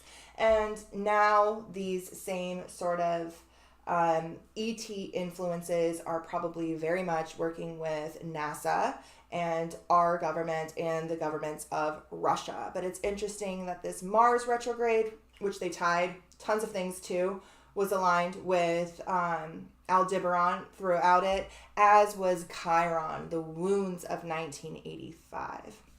So it just so happened to fall in alignment with Aldebaran and Mars, where they supposedly lived before coming to Mars, according to their orchestrated UFO doctrine and Nazi mythology, which I don't necessarily subscribe to as actually being true, but this is a huge mythos that is held onto as truth by tons of people and originated in Nazi ideology. I wrote here we have Mars, Uranus, high technology, and Mercury all stationing direct in January. We have seen a lot happening, but I expect it to ramp up drastically throughout January, and it does. And I wrote here, and our Cancer new moon, our Cancer full moon, which was like a couple of days after this rabbit hole I was in, will be illuminating this area where the sun was, where Mars was, where Sirius was. And so like the moon was about to transit and illuminate this part of this 1985 chart. So I was like, of course I'm diving into this now. Cancer this doesn't matter. It's just about me. Okay. So this movie has some interesting like storylines tied to it as well. The movie mentions Werner von Braun, which is the main Nazi space scientists that came over with Project Paperclip and then was responsible for, getting us to the moon. This kid's dad is German with a heavy German accent and a scientist, and his dad is the one who's like mentions Werner von Braun at some point. This kid is also like the tech whiz, and he develops this technology from like sketches that come from Ethan Hawke's, this character's dreams. So it's very similar to like it's honestly, I think this story is the Nazi myth for children.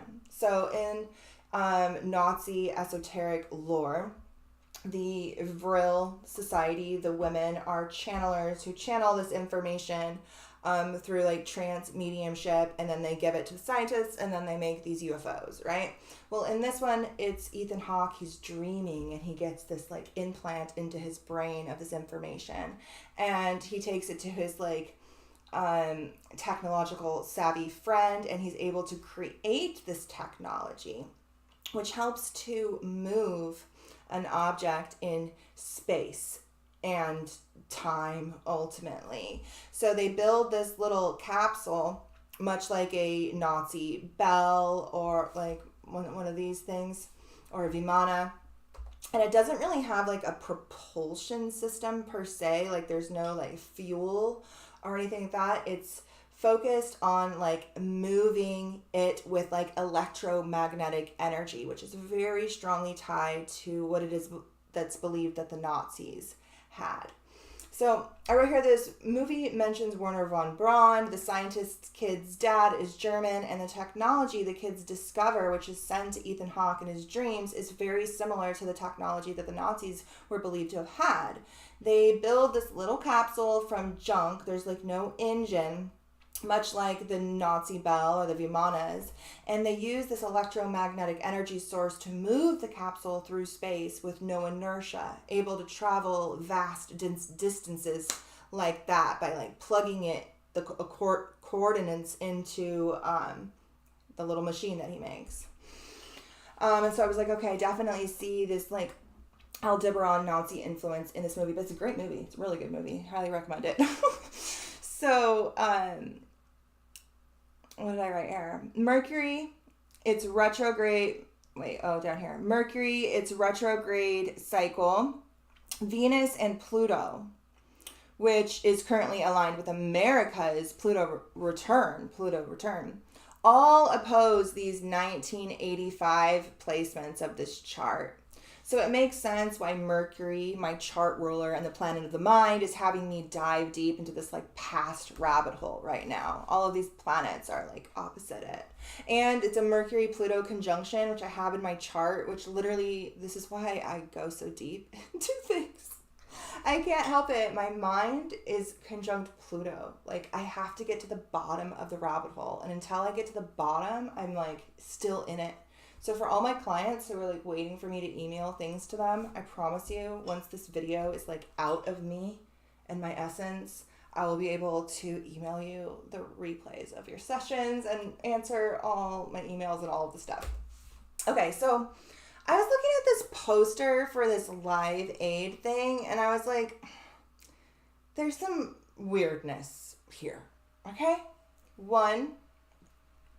First, this really stood out to me. At first, I was like, is this the Liberty Bell? But then I looked up pictures of the Liberty Bell, because it's in Philadelphia, right? And so I was like, is this the Liberty Bell? Although they have it over here in the East, in the Eastern countries, but instead of over here in America on this map. But I was like, is this supposed to be the Liberty Bell? But then I looked up pictures of the Liberty Bell, and it looks nothing like the Liberty Bell, which has like a crack in it and also has this like T part up at the top, and it's shaped completely different.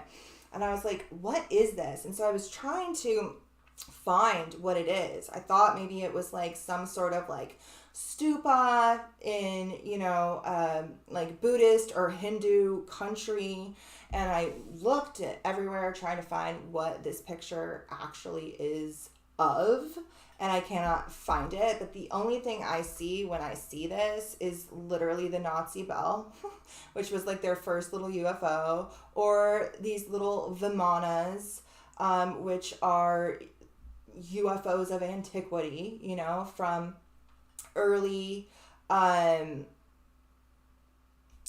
Indian culture in India, and in this like Indo-Aryan culture that the Nazis pull a lot of their mythos from India, being the like focal point of this like Aryan race that they are so focused on, which is associated with this like Indo-Iranian, Indo-European part of our cultural split, I guess. So the only thing I can really see here is fucking Nazi bell. I do think it's just a regular bell. It's not the Liberty Bell. I don't know what it is, but to me, it freaking looks like one of these. And I think that's what they were going for. And until they can prove me otherwise, I'm just going to say that that's what it is. But I said here, I'm like, what do satellites and fighter jets, there's a fighter jet right here, and bombs and a stupa or a vimana have to do with starving people in Africa? What does this like military base and these weapons of war and space have to do with starving people in Africa? It doesn't make any sense to me. It seems like these things were put here because that's what the ritual is really about. War and globalism and the uniting of countries in war and globalism, ultimately. This is just about the retrograde and why I'm like revisiting all this stuff and how it just like makes a ridiculous amount of sense. Okay, onward we move. That was the 1985 tangent that seems to be a mirror of similar stuff going on right now. So I don't know, like this was in preparation for the Challenger, which blew up. I don't know if I made a slide about it. I meant to, but I'm not sure. If I did, it's at the end. I saw a Washington Post post about how rocket science is still rocket science and it's very hard. And lately, we've been having a lot of rockets shot into space and a lot of issues, a lot of like technical issues. Things aren't going as planned. So I don't know if they're like preparing for another giant mishap or what, but we'll see. Okay, so those of you who have watched my last couple rabbit hole videos, you will understand why this is such a trip to me. If you haven't, you're going to be lost, but whatever. In the July videos, in the summer rabbit hole videos, I was focused very much on Georgia. Whether it be, the Georgia asteroid was aspecting a moon, and I was like, something here in Georgia. And then after that, a bunch of shit started happening in Georgia. One, the Stranger Things viralness around that last launch of that last season and everybody playing the song and all of that. Stranger Things is filmed in Georgia. We had the Georgia Guidestones blow up at the same time that CERN, which is connected to Stranger Things, was turned on. The same time that we had the sun transit Sirius, and that happened in Georgia. We then had the like runoff election and all kinds of other interesting things happen in Georgia. Georgia comes up again later. This is the country of Georgia, which we also talked about in that video. And this was a winter solstice ritual done in the country of Georgia, which is also strongly tied to that same sort of like Indo-European cultural stream, and like the Scythians and these like ancient tribes of the past, rooted in like pre-Diluvian connection to like pre-Diluvian times or like flood mythologies. So they did this winter solstice ritual. Oh, this was in Putin in March, marking the end of winter. In March, as part of rituals marking the end of winter. Huh? So they posted this right around the solstice. And I guess I didn't catch this one word at that time. But I wrote here, this is Georgia, the country. And I asked, who remembers when the Georgia asteroid was being aspected? And I talked all about Georgia, both this country and the state where the Guidestones blew up, Stranger Things is filmed, etc. Well, I guess this is also part of the winter rituals too. The country this time, the state the first time. And I wrote here that this is in Georgia, and people were burning an effigy of Russian President Vladimir Putin in March as part of rituals marking the end of winter. I don't understand. Oh, maybe in March, like they're marching to around? I have no idea what they mean by it. No, but they capitalized that. So they mean the month. I don't know. This part confuses me. But anyway, burning an effigy of Putin as marking the end of winter rituals right as 2022 started coming to a close. And they were highlighting some like key striking moments of the year. And this is one of the pictures they used. And, you know, we're in the midst of this like World War III narrative. And so I was like, this is very telling. I have no idea what they mean by March here. I didn't catch that the first time. I'm catching it now. Okay. So, this was the next day when I was still kind of diving into that Live Aid concert. So I was sitting there and I was trying not to be in the rabbit hole, and I was watching some random sci-fi movie from the 1960s. I can't remember. Oh, I think it was like Santa Defeats the Martians or something like that. When I remembered that there's an asteroid named after Bruce Springsteen, and I was like, I wonder how that asteroid was being aspected during this Live Aid concert that moved because of him away from Sirius so that the Divine Mother could align more with it. But then he didn't even end up going. But like his decision threw a wrench in their kind of game. So I had to run and put it in the chart for the day of the concert to see how it was aspecting the chart, because these asteroids are always so strongly aspecting the chart. Since they chose that specific day of the 13th because of him, to accommodate him, moving the date from the 6th to the 13th, and the sun out of perfect alignment with Sirius. I wrote here, I kind of feel bad for all the crap that I've talked about him. I really do not like Bruce Springsteen or his music. Like, I tried to find a song to like post here of his that wasn't awful, and I couldn't do it. I really do not like him at all. Oh my god, it's so awful. But I kind of feel bad for all the crap that I talked about this dude and his music throughout my life, because it seems like this action taken by him really did help to like throw a wrench in their game. And this asteroid wasn't named until 1999, so they didn't know any of this. Well, sometimes I fully believe that they know like how Caltech is being aspected, how the asteroid CERN is being aspected. I do believe they knew, you know, the influence of the Kate Bush asteroid, and that's why they used it so strongly during July, because it was right aligned with the nodes. I do believe that they know about that, some of the stuff now, but I also do think that the asteroids and the archetypes, they just speak. They bubble up from the collective unconscious, whether they are being used intentionally by powers that want to be, or they're just manifesting because that's how astrology works. This asteroid they did not know about, so this just kind of manifested.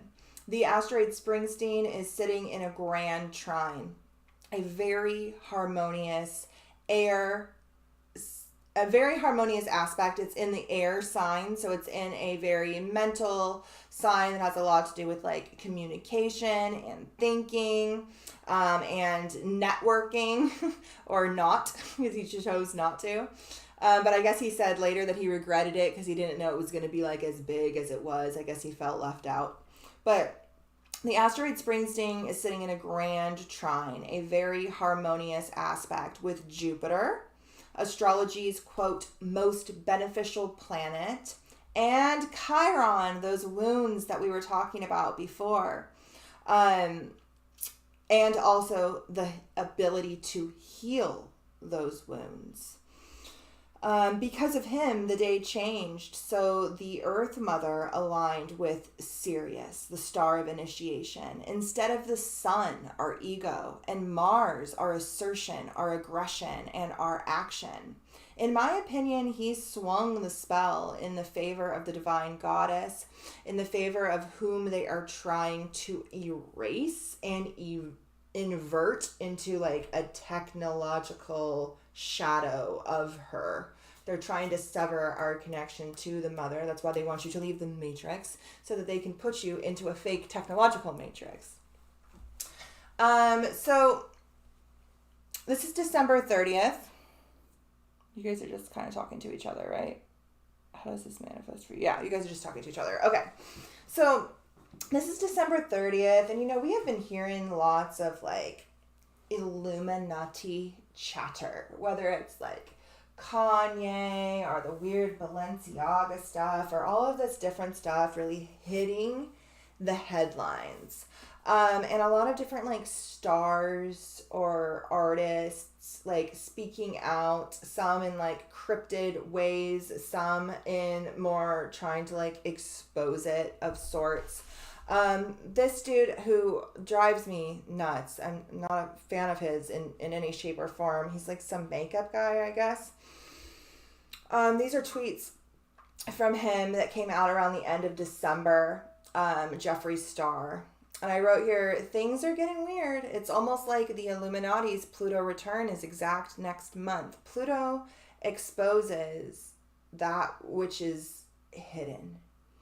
Often through that which is hidden, exerting its power to, which Pluto also governs power, exerting its power too much that it shows its hand to the world so that we can see it, and it becomes exposed to the light. The abyss is exposed, right? And so we start to see this like Illuminati archetype rise to the surface for us to see as we approach the Pluto return, which is exact on, this is December 30th, but the Pluto return is exact on January 24th. So he wrote, anybody who challenges the system gets eliminated.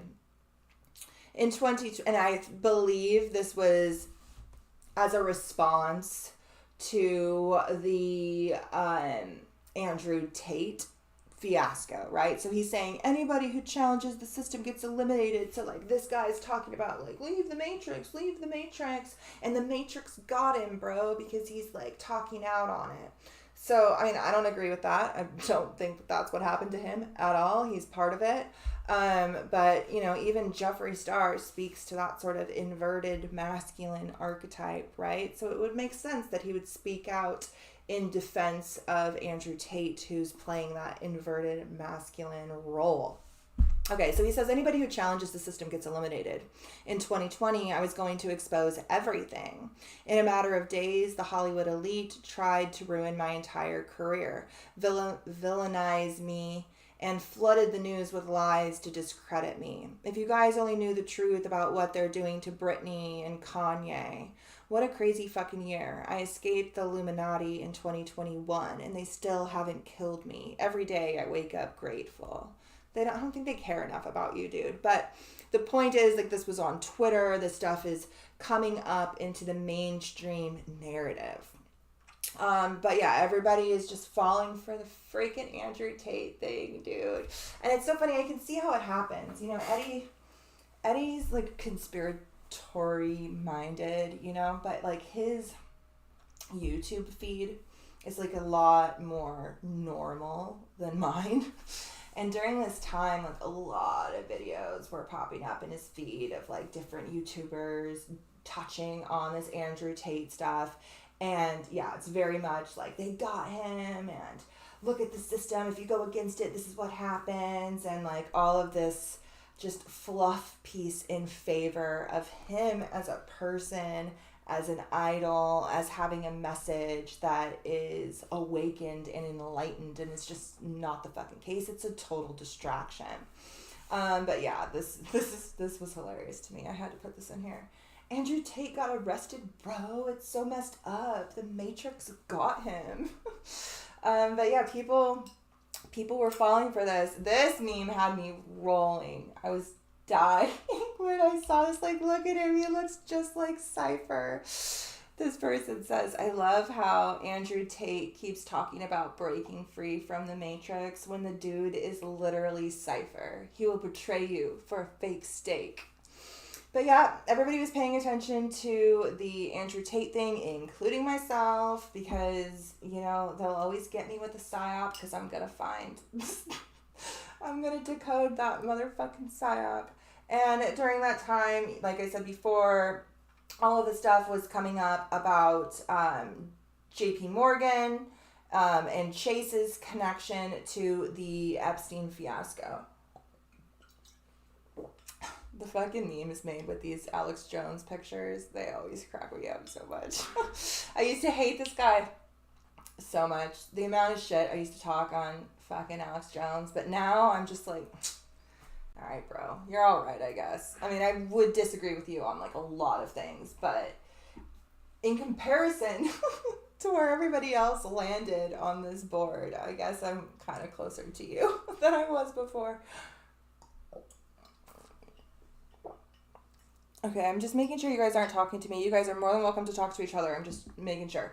Okay, so, you know, this was a news article from December 30th. Epstein's, which was the day after he was arrested, you know, but this was already coming to light a couple of days before this. So Epstein's sex trafficking was aided by JP Morgan, a U.S. Virgin Islands lawsuit says. And during this time, Biden then shows up in the U.S. Virgin Islands to relax between holidays. And then the chick who was responsible for like putting this lawsuit in miraculously just got fired. What do they say here? Virgin Islands Attorney General loses her job days after suing JP Morgan Chase in connection with the Jeffrey Epstein probe. So this was all happening. Well, everybody was paying attention to this fucking idiot. And Greta, of course. So, again, remember the Virgin Islands Attorney General who recently filed a lawsuit? Well, she got fired. And nobody's talking about it because everybody was talking about Andrew Tate. So, in November, they announced the new variant was called Hellhound. And in late December, early January, this January 3rd, they announced that the new variant is called the Kraken. Like, they literally are, you know, naming these things, one, after mythological influences. The summer rituals, they named it Centaurus, right? Then they named it Hellhound. And now it's the Kraken. Like, they're really trying to harness these archetypal expressions. But this is where I remind everybody of how the Kraken was defeated. There are many tales connected to this mythological figure, and this is one of them. Perseus, one of the heroes of Greek mythology, defeated the Kraken by using Medusa's alchemized head to turn it to stone, sending it back to the depths from which it came, and saving Andromeda, his divine partner, in the process. The divine feminine is the only thing that can save humanity, but first we must alchemize her wounds. Sometimes this Perseus, Medusa's head tale is plays out with a sea serpent. Sometimes it's a giant whale, and sometimes it's a kraken. Particularly in the movie, the Titans. What is it? Revenge of the Titans? Something of the Titans? Something of the Titans? Maybe it's just called the Titans? I don't know. But that one, they definitely play it out in this way. And when you Google how was the Kraken defeated, more often than not, you will find this Perseus myth. But the Kraken is a story told by like all different kinds of seafaring cultures. And usually the Kraken wins and the ship or whatever is destroyed. The only myth really where the Kraken is defeated has to do with the divine hero, the divine partner, the rescuing of the feminine Andromeda in the process, and the turning of this monster to stone and sending it back to the abyss from which it came through the alchemization of the Medusa. The Clash of the Titans. Thank you. Yes, that's the one. The Clash of the Titans. Yeah. I have that on DVD. I've seen it like a bunch of times. You guys know my brain. I got a lot of shit in my brain, but I can't remember it all.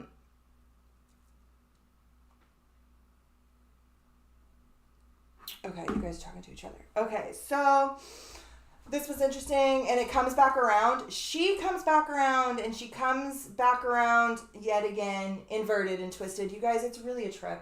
For those of you who like actually sit through this whole thing, both parts, and you get to the end, you'll be like, wow, yeah, Allie, that did all connect.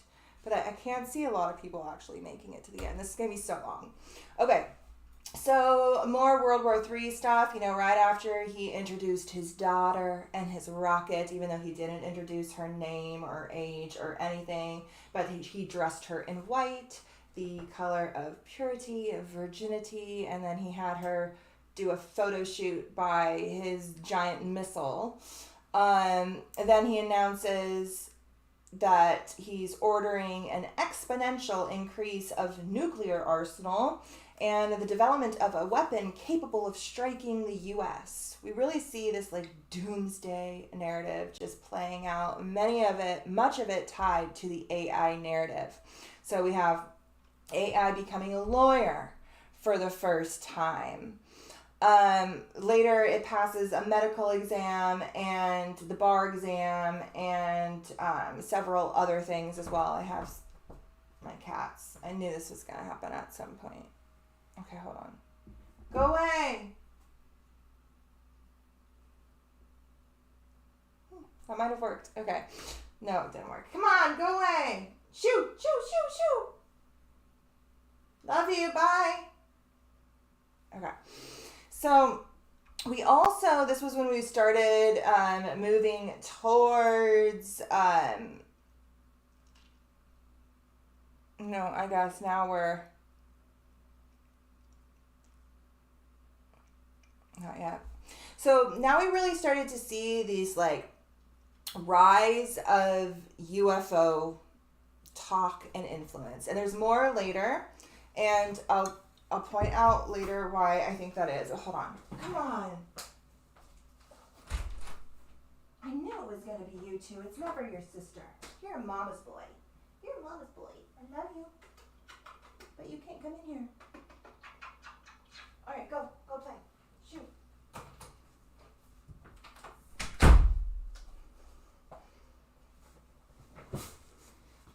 My baby.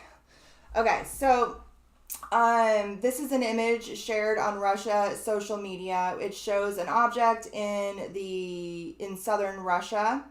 And it's believed to have been like a UFO that they supposedly shot down. So Russia announces that they like shot down some small object in the shape of a ball. This is important because we see this like ball shape come up again later here, actually in Iran, which is literally where Babylon was. It's in Iraq, which is literally where Babylon was. It's modern day Iraq. And we also see UFO pop up over there, which is important once I map this all out. But at this time, I'm like, okay, yeah, we're moving into Aquarius season. Of course, we're going to start hearing the alien UFO narrative ramp up. We always do. But on Tuesday, they say that they shot down a flying object in Russia. So then we start moving into riot season, ultimately. We have First, we have Brazil's insurrection take place on January 8th, 2 days after January 6th, when America is having all these different, like, awards ceremonies for, like, survivors or first responders or whatnot to the January 6th insurrection. Brazil is legitimately having their own storming of the Capitol by, like, their version of Trump supporters. It's like their right wing. And it's interesting because this happened, like, right on the full moon. And I said that, like, the night before, when I was talking to my Patreon members, I was like, listen, Cancer governs the opposition to government. It sits opposite Capricorn. Capricorn is the government. Cancer governs the opposition of government. It governs all opposition to government, which starts first with our intuition. It starts first at home. It starts first with the mother, all things that Cancer governs. And I was thinking, things were strangely quiet after that full moon, and then it popped up. That moon was also harmoniously aspecting Uranus, which is the ruler of Aquarius and the planet that governs erratic, often right-wing rebellion. And so we had this, like, huge protest, anti-government protest, where they stormed their Congress building. And they even had, like, this dude, like this fucking dude. Like, come on, this is so scripted. What is this? And so I seen this building here, and I was like, what is this building? There's something here with this building. This is where it is. I see the two towers. I was like, I guarantee you, this is literally all I saw, and I knew that once I dove into the building, it was going to have occult signifiers tied to its construction. Like I said before, Brazil and Argentina are both riddled with not only, like, deep Masonic influence, but also that sort of, like, Nazi survival mystery school stream as well, because a lot of them fled there after World War II. So I started diving into that building. It is the National Congress building. Xander, come on. Shoot, I'm going to lock you in the bedroom. No, you can't come in here because you climb across my computer. Okay. So this happened on the 8th. They have been tying key events to the 8th of every month since about the Queen's death. Okay, you're going in the bedroom. Shoot, where's your sister?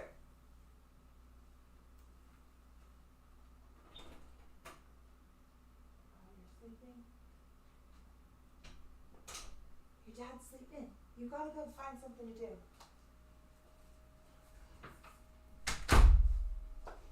Okay, so since the Queen died, they have been tying key events to the 8th of every month, from the Queen's death to the Mar-a-Lago thing with Trump. We've broke it down before. At least since the summer they've been doing this. So it's interesting that this happened on the 8th as well. And I just knew by looking at this, especially the two pillars with the connection in between, I was like, this seems to probably have some sort of, like, Masonic influence. And so I found a, like, aerial of this entire layout. And what they have here is, this is the building with the two towers. These are two different reservoirs that, like, are like cups that hold water, which seems super significant to, like, the divine feminine archetype. And then this is this, like, giant sun displayed as well, which of course speaks to the divine masculine. This is just an article that talks about how Brazil was literally, like, founded upon Freemasonry and how it's been, like, riddled throughout it for a very long time. We see a lot of Masonic influence coming in through sports, whether it be that like Damar Hamlin, lots of references to 33, 2, 3, to 17, which is also a number strongly tied to Freemasonry, and lots of weird sports events, whether it be like people literally collapsing or just like weird, like the World Cup had a lot of like calls that were made to where like you can tell somebody is pulling the strings somewhere, and it's not just a game playing out between two teams to see who wins. Like there's a underlying influence there. So I decided to pull the chart for the day of this like insurrection, because there is an asteroid named after the capital of Brazil, and I was like, well, where is that at? I want to see where that's at. The asteroids fascinate the fuck out of me, you guys. They're always so strongly aspected every time this stuff comes up again. So I pulled the chart, and the asteroid Brasilia, the capital of Brazil, which was stormed on that day, was exactly conjunct Neptune, which is the planet of confusion and delusion and illusion, and this spell, this fog where we can't see clearly exactly what it's about. And it was harmoniously aspecting Pluto during the Pluto return of both America and the Illuminati. Very close conjunction. Much like probably our own insurrection, things were not as it seems. Somebody was driving that force, and very much wanted that to spark into being on that day. Deja vu, anyone? Like, we've been here before. You know what I'm saying? So, it's so funny how the timing of things are. I had the show on Netflix, Space Force. I'm sure that's been around for a long time. I've seen it a bunch of times. I've thought of watching it a couple of times just because of its like how it's similar to The Office. I really liked The Office. I thought The Office was hilarious. Finally I broke down and watched it, and Eddie and I watched it. We actually thought it was kind of hilarious. We enjoyed it. It was a good show. Even though it's like a total psyop, but it's a psyop that's done well. It's funny. So I had just watched the show Space Force and just finished watching it when I seen this post, and it's talking about this new space race, right? And it says and I'm like, this is literally the plot of Space Force. It says, according to NASA's top administrator, Bill Nelson, China and the United States are engaged in a new space race. He warns that if China prevails, it may claim ownership of territory on the moon. China is planning to build a lunar base by 2030, which is probably when, a lot of this warring is going to transpire, although I think it'll happen before that. So both China and the United States have lofty goals for lunar exploration and colonization. Both the U.S. and China have major lunar ambitions, with NASA working on its Artemis mission to return astronauts to the moon, while China aims to send its own crew to the moon before the end of the decade and build a lunar base in the 2030s. Both powers are considering landing in some of the same areas near the lunar South Pole. This is literally the plot of the movie, like the exact plot of the show. It is a fact. We are in a space race, the NASA administrator said in an interview, and it is true that we better watch out that they don't get into a place on the moon under the guise of scientific research, and it is not beyond the realm of possibility that they say, keep out, we're here, this is our territory. That's pretty much what happened. Like, they were both on the moon, and then China was like in a certain crater doing some study, and then it like claimed it as their own, and then they were like literally gonna have like these scientific researchers from both countries like murder each other in space over it and start World War III. Xander, stop it. Okay. So then we move into the Davos One World part of this ritual. We move. Ignore my messy handwriting. This is mostly here for me. You guys probably can't even read most of this, and also probably a lot of it spelled wrong. I don't give a fuck. So all of the elites met in Davos from January 16th to January 21st, actually, not the 20th. It was till the 21st.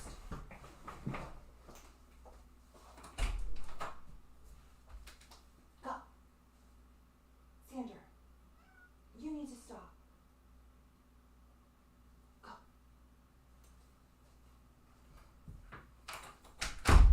I have no idea what to do about him. Like, dogs listen so much better. Cats are a whole nother story, and it really messes up with my live streams and my client sessions, and I don't know what to do. But I have nowhere to lock him. Everybody's sleeping. Okay. So, immediately I saw these dates. I was like, oh, very interesting, considering these align almost perfectly with this final pass of the Illuminati's Pluto return. So the last pass of the Illuminati's Pluto return, which was in May 25th, they were in the Davos back then too. The World Economic Forum met in Davos. They were talking all about the 2030 agenda and, merging man with machine and all kinds of stuff. And then they're planning again here in January to be together during this final pass, which is actually exact on the 24th. So the last time they met was in May, and it was during the Illuminati's pass, and now again they are meeting again during this pass. It was exact a couple days later, which is actually the day that they set the doomsday calendar. But, they're meeting and talking about AI and transhumanism and the fourth industrial revolution, the war in Ukraine, and all kinds of other things. The same time that we're having the Golden Globes, hosted by this dude who I literally had never heard of before in my life. Some sort of comedian guy. I have no idea who he is.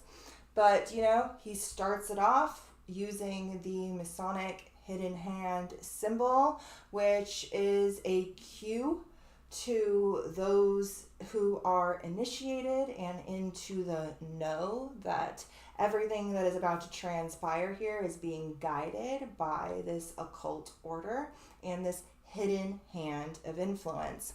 It says here, the hidden hand lets other initiates know that the individual depicted is part of the secret brotherhood and that his actions were inspired by the Masonic philosophy and beliefs. Furthermore, the hand that executes the actions is hidden behind a cloth, which can symbolically refer to covert nature of the Mason's actions. I honestly didn't care enough to even Google who that guy was, but I thought I'd ask you guys. Does anybody know who this guy is and what is he from? And one of my lovely followers replied with, I don't know who he is either, but apparently he has HBO specials on his Wikipedia. And his latest HBO special, which was his second special, but it was titled 8. And you guys, if you follow my work, 8 is significant. It's a significant number. They love that fucking number. They use that number all the time. And it was filmed at a Masonic hall. And so you can see he's definitely inspired and funded and guided with Masonic influence. So this is not surprising. But this was happening at the same time. We'll come back to the Avatar connection. I just want to kind of point out how this Avatar logo looks exactly like the Masonic square and compass. No surprise there. So we move into this period of a lot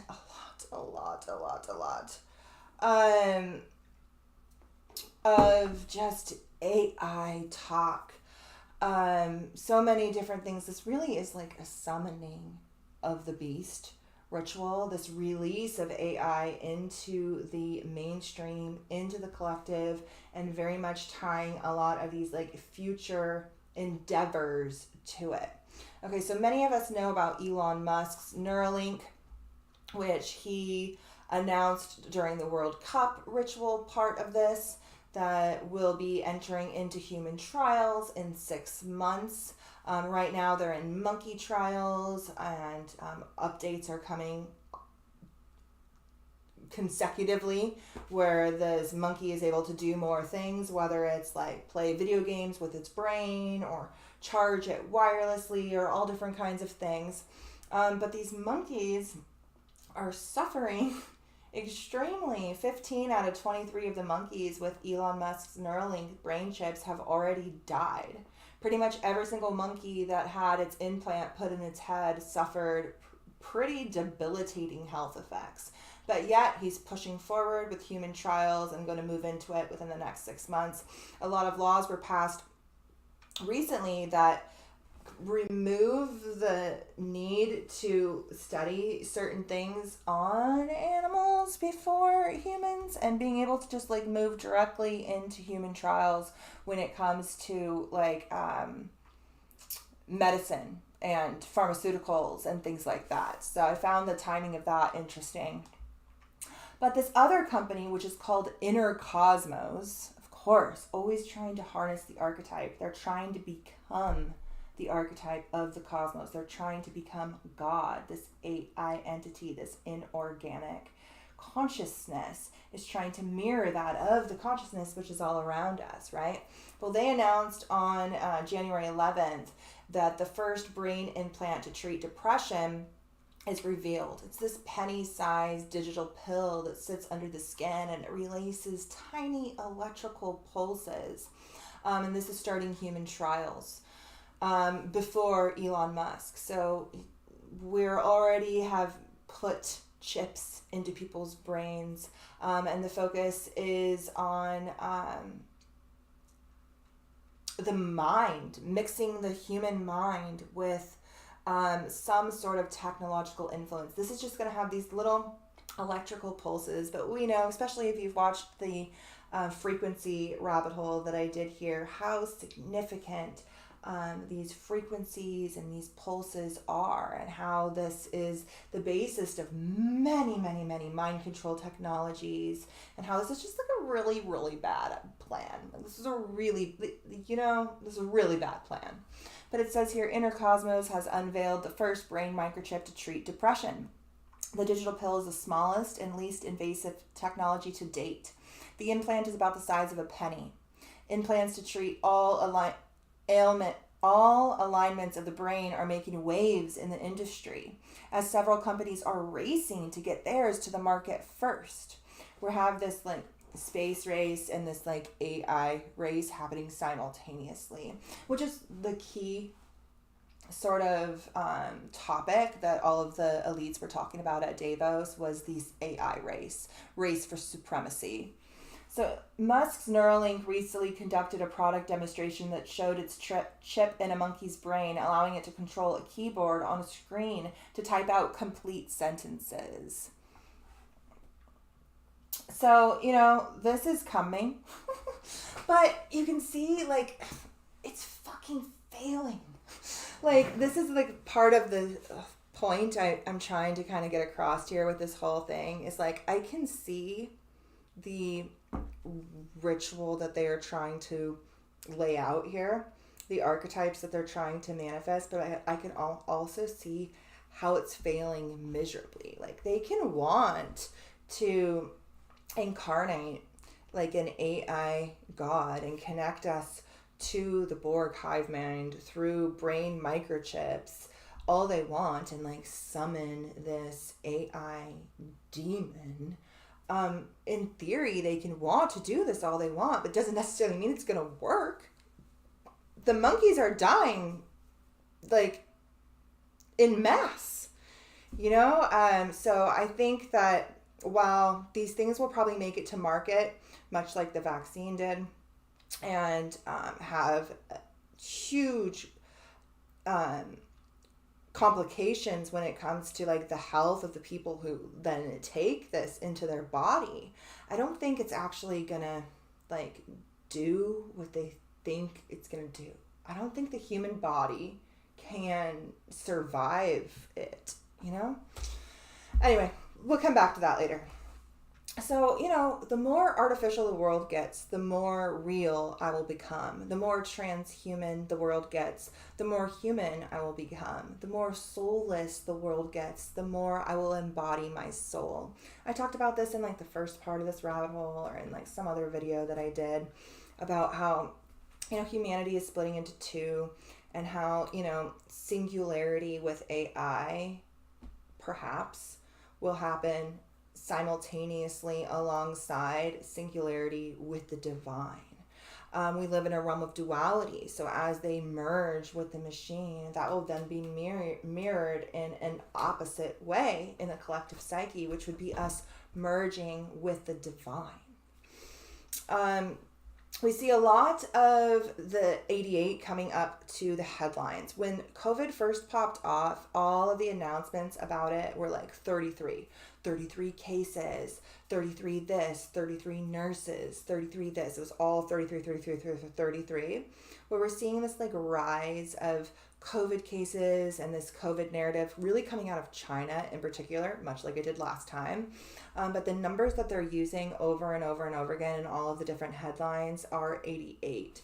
And so I was like, okay, well, this is interesting considering I've tied like 33 to the Masonic order and 88 to the more like Bavarian Illuminati stream.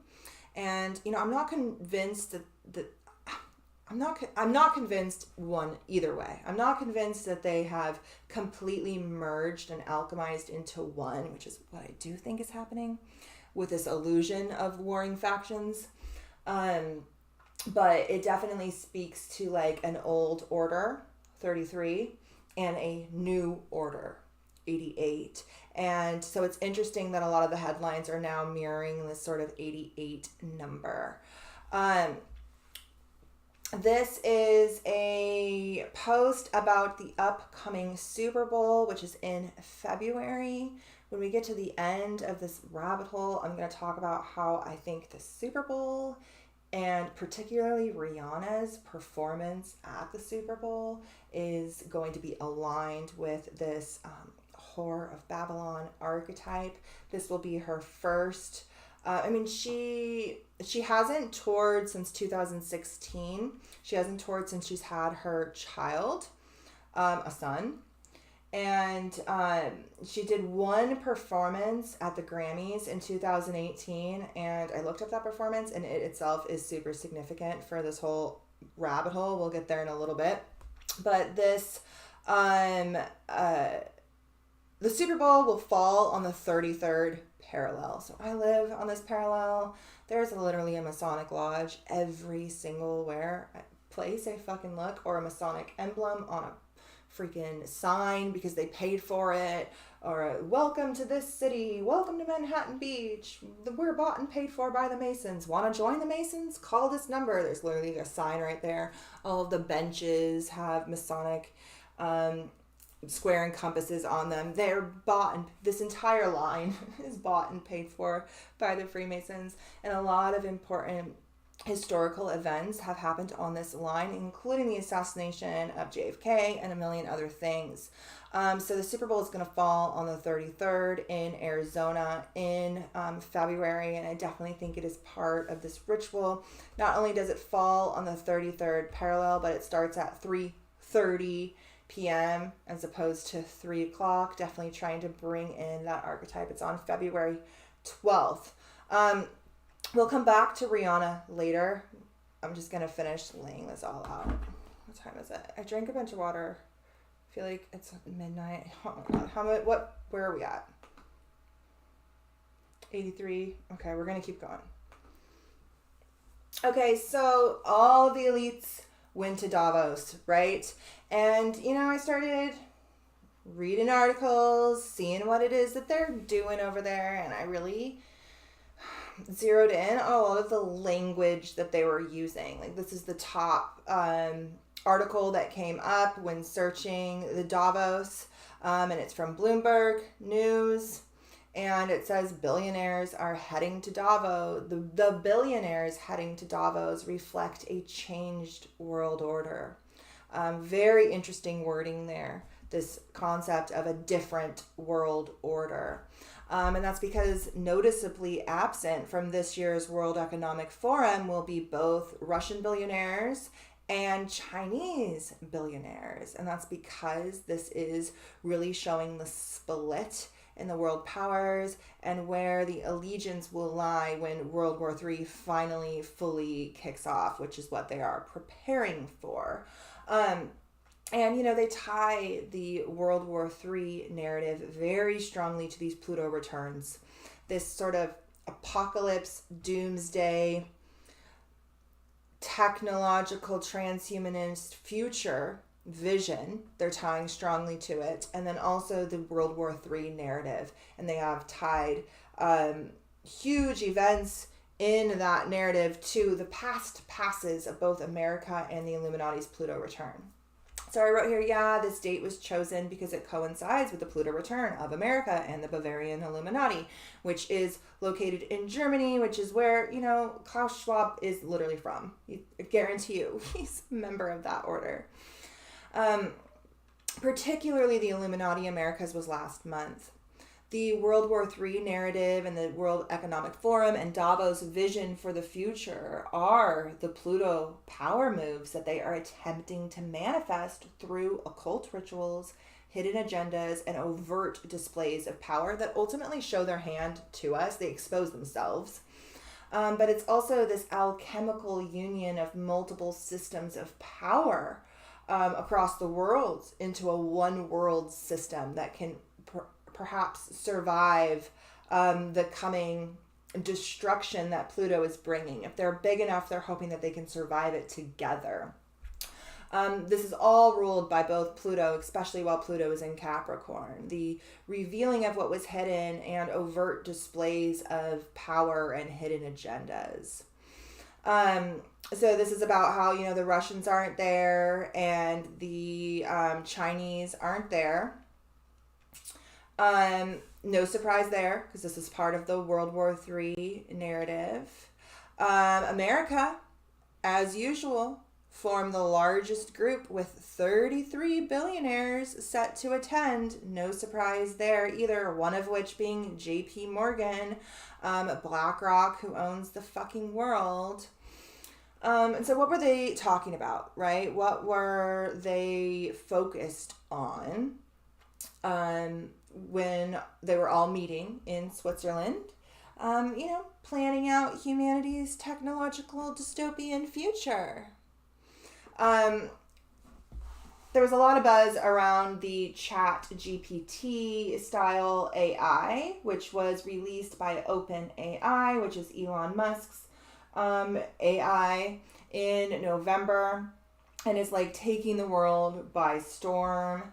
And there was a lot of focus on these type of generative artificial intelligence prompting services, right? Tech that can invent virtually any content someone can think up and type into a text box. It can write books, it can write documents, it can write business plans, it can write whatever, supposedly. I've seen it write some stuff.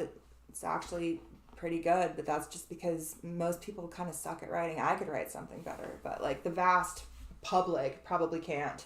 And so they're probably going to start to rely on this a lot, outsourcing their brainstorming, outsourcing their thinking to this AI algorithm.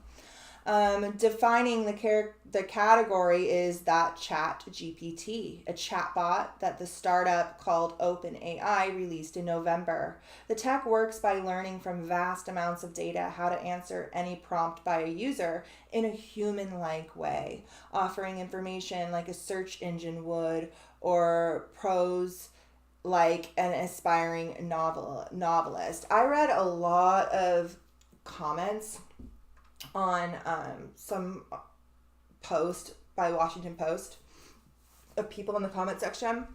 There's a lot of bots or whatever, but I was reading a lot of comments by teachers, college professors, who were saying that so many kids were turning in papers, final papers, research papers, full-blown research papers that were generated through this particular Chat GPT, and that they couldn't tell the difference. They like literally couldn't tell the difference between something written by this and something written by a student. That these teachers, this happened so much that they completely removed the final papers or papers in general from their syllabus, and that now projects and assignments are being done in video format, where somebody's like giving a webinar as opposed to writing a research paper.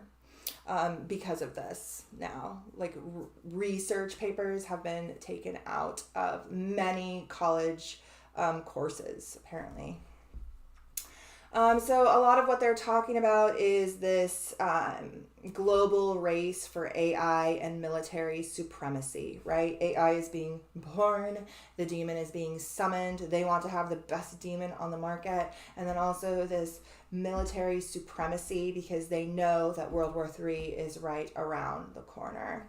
So the key topics were the food crisis, orchestrated food crisis, the war in Ukraine, climate, the cost of living, and the fourth industrial revolution, which is a fancy way of saying transhumanism.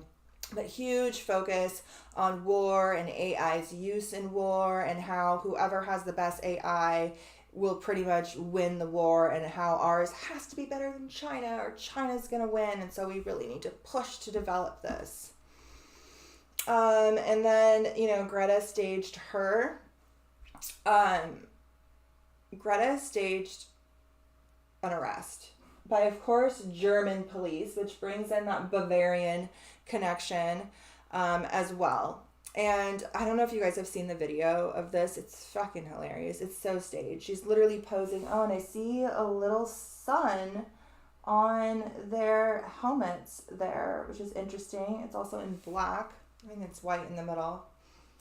I wonder what part of Germany this is. I don't know. I don't have it written here.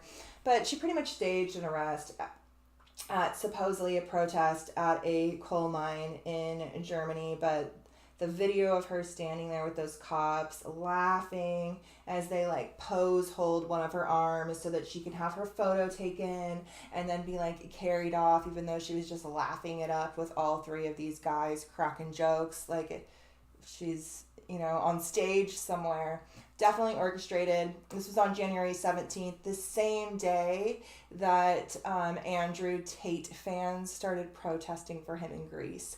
So I had thought this was going to happen when he first got arrested. I didn't want to say it though, because I am a firm believer in like self-fulfilling prophecies sometimes.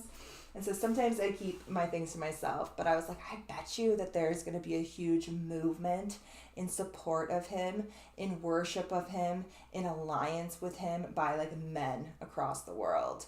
And yeah, it happened in Greece for a little while. There was a protest, and it was the same day that Greta was detained, which I don't think is a coincidence. But I definitely thought this was going to happen, and then it did happen. So I wanted to look at his chart just because I can't not look at people's charts. Oh, this is the video of her like laughing with the cops. I wish I could play the videos. It's just a screenshot.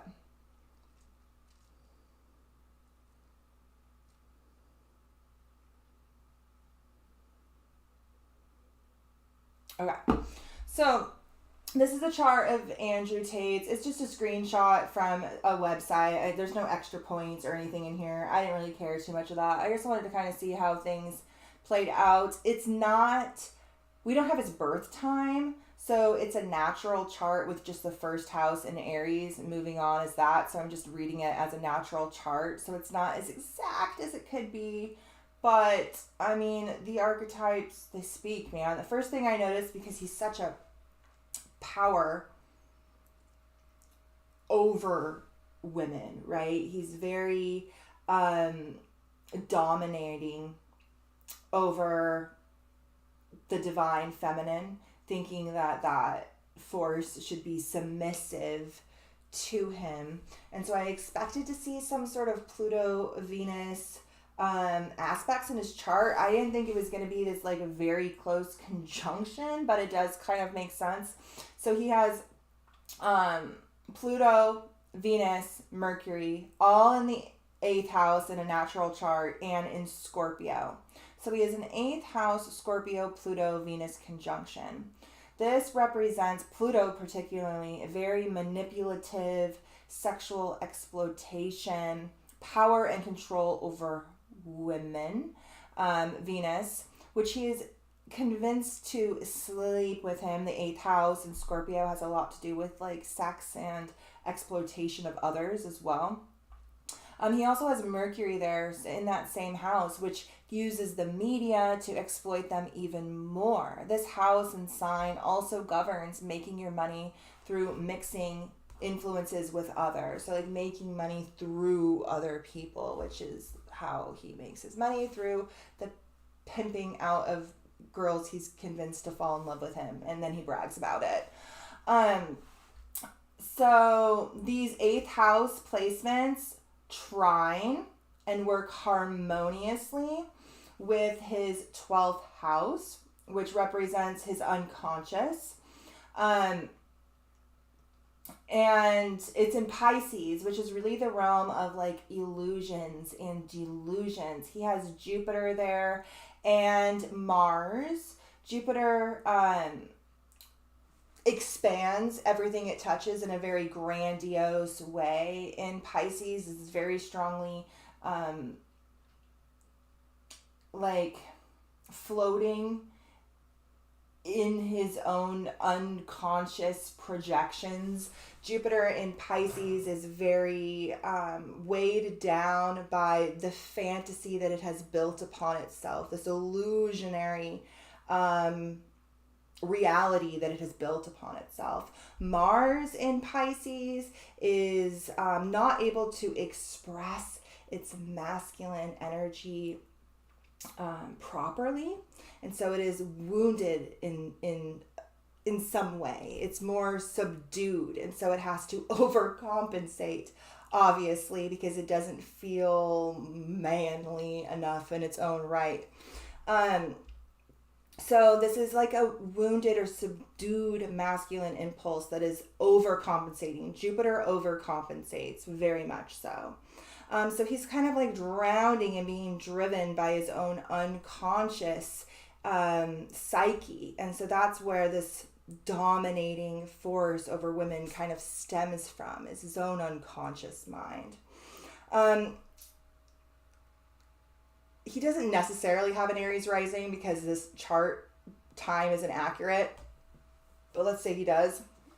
The Aries rising, he has this North Node in Aries, so it really has this sort of energy of like all about him. The North Node shows that this like all about him identity is karmic in nature and part of his like fated journey in some way.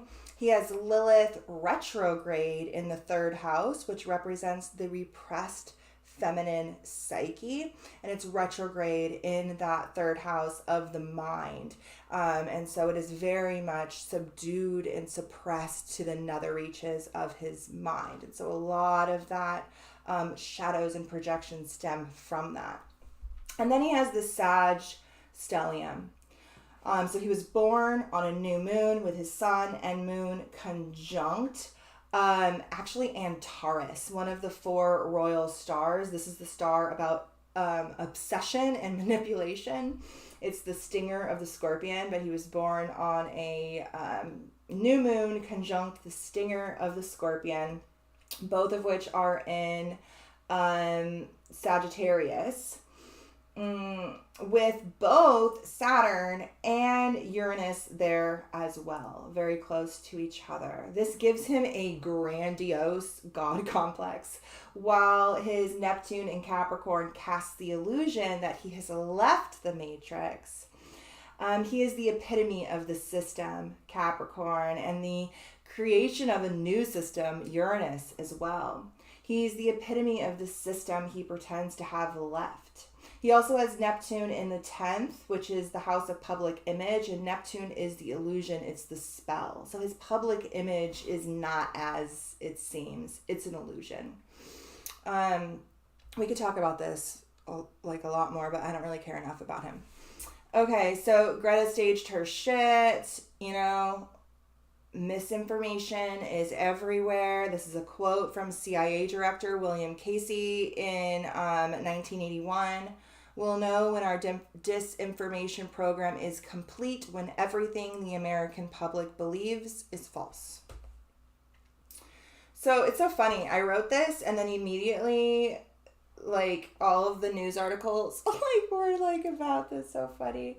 So I posted this video of him just talking his like evil genius talk, and I'm like, dude, this dude literally meets all of the criteria for every billionaire villain in like any movie or comic book or narrative ever. I was like, it's such a spit in the face of humanity. They aren't even trying to give us like a charming, charismatic lunatic. No, we get this guy. He literally sounds like some sort of Nazi villain. Like, it's hilarious. And so like literally right after I posted this, a couple hours later, they must have heard my commentary, because mutiny or orchestrated mutiny supposedly erupts among WEF staff over the role of Mr. Davos. So he's been running this forum for 52 years, and I guess people are accusing him of being like power hungry and having no like infrastructure in place in case he were to die tomorrow, and having this view for the future when, like, you know, other people have other views. And so we see like Elon Musk slamming him as this like unelected world government, and I'm like, this is hilarious. All right, it's like he's saying, look, if anyone is going to be putting microchips in people's brains and creating a technocratic transhuman nightmare, it's going to be me and my friends. It's so funny because this is a satire piece, but it says Bohemian Grove, Bilderberg Group privately voiced concerns that the WEF has upstaged their plans for world domination, you know, giving the illusion that there's a sort of battle for the future at play here, when really these people are working a lot more together than against each other. And a lot of this is just for the headlines so that people think, oh, see, Elon Musk is calling them out. There's a checks and balances here of sorts. Same thing here as well with the people, you know, voicing their concern of his vision, but really nothing's going to be done about it. We see a lot of ramping up of the World War III narrative. There was a Russian spy ship off the coast of Hawaii, which has this sort of like echo of World War II and like Pearl Harbor and that sort of event that got us into the last war. You know, I bet these ships are there all the time, but they just felt the need to tell us about this particular one right now because it fits this narrative, and so it made the headlines. As we moved into Aquarius season, this was literally the day of the Aquarius new moon. Antifa started rioting in Atlanta, Georgia. Georgia came back, particularly Atlanta. You guys remember when we were talking about like Atlanta as being like archetypally Atlantis, and Athens, which is right by Atlanta, in Georgian being Athens, which were the two warring countries that warred before the fall and the flood of Atlantis. And we talked about this in past videos, and I think it's interesting that this area of the world that is strongly rooted in this archetypal war of the past. We saw the Georgia Guidestones get blown up this time 6 months ago, and now we have, you know, protests and riots through Antifa, which we know is fucking controlled opposition and just completely funded by Soros and the powers that be. And this was after the police killed a man. Again, more aliens coming to the headlines. I have more screenshots later when I like decided to actually Google that specifically. But There's a reporting of a UFO or a non-human spacecraft near the Mexico-US border. And we always see a lot of this stuff hit the headlines once Aquarius season rolls around. We also have this like rise of, all things apocalypse, whether it's asteroids coming, nuclear war, AI incarnation, or, the poles shifting from the northern pole moving into Siberia, or the core of the earth reversing and slowing down and reversing. And a lot of the mainstream news sources really were reporting on this as being like a significant, huge thing that's like just now happening. And this is supposedly something that has been happening on 70-year cycles, and that it's like a natural movement that they think is like natural to our Earth's core, that it happened back in like the late 60s, early 70s. But then I saw someone explain and break down the actual science that they're basing this on, and how scientists do not even agree. There's really no way to actually even know how fast the core is moving, if it's not moving, if it's standing still, if it's moving at the same speed as the mantle, if it's moving slower than the mantle, if it's moving faster than the mantle. Everybody, much like in the occult realm, has a different view or a different way of calculating it. And so again, it's just a headline, it's an archetype that made its way into the mainstream narrative because it fits their current agenda. Okay? Nicole says there is nothing in the news about ships off of Hawaii here, and she lives in Maui. I just Googled it, and yeah, apparently there is a Russian ship off the Big Island. Is it still there? They're saying it's still there. Yeah, this was back on January 19th, and the U.S. Coast Guard says that it's monitoring a suspected Russian ship off the coast. And if you continue to read this little news snippet, it says that this happens from time to time and blah, blah, blah. So, like, they're trying to freak people out, but supposedly it's kind of normal. Okay. So, this chat GPT of OpenAI starts passing all these tests, right? So first it was being used as the first lawyer, AI lawyer. Then it passed a graduate level business school exam. Then it passed the bar, and then it passed a medical exam, all within days of each other, all within a month of being released to the public. This is just the chick at the Davos, like, calling out Elon Musk. And I wrote here, like, we're in the middle of a mystery school war for dominance. There are different factions of the world elites that have different visions for the New World Order, none of which have humanity's best interest in mind, which is why the people must stand up against them all.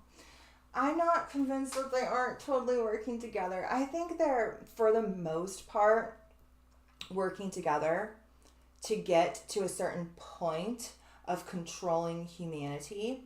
And I think that there will be a period in time where these elite factions battle for dominance in order to actually get like their script for what the NWO is going to look like picked for the play that humanity is all partaking in. But, you know, I don't know. I can't tell if they're working together or if they're not. There's an illusion that they're not, but I think that it's just that, an illusion. So yeah, 6 Antifas were charged with domestic terrorism. I thought the 6 was interesting considering, you know, we're in this sort of like biblical summoning of the beast, and, you know, 6 is such a number tied so closely to that force. And then just the Atlanta, Georgia, that had me rolling, you guys. I'm like, here it is, Georgia, it's here. Yeah, passes a bunch of exams.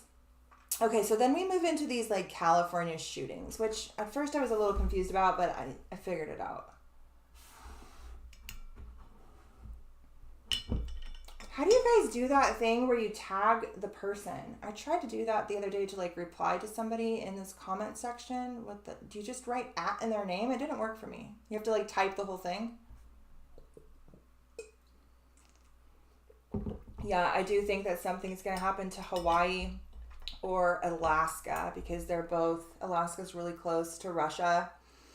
And it's almost like Alaska and Hawaii are often pawns that can be like easily sacrificed in order to throw us into like a world war. I think that's why we even have Alaska and Hawaii. Why we haven't like given Alaska to like, I don't know, Canada or something. But yeah, I do think that we'll see some stuff over there.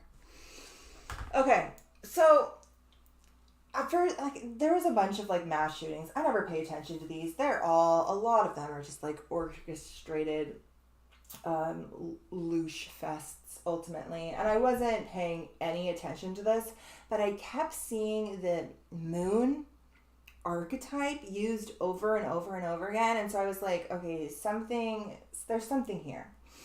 So there were 2 different shootings in California, which I feel like is the focal point for this ritual, this like Babylonian ritual that's happening right now. There were 2 focal points. There were 2 different shootings in California that were 2 days apart from each other that were both very strongly tied to lunar symbolism. Okay, the first one happened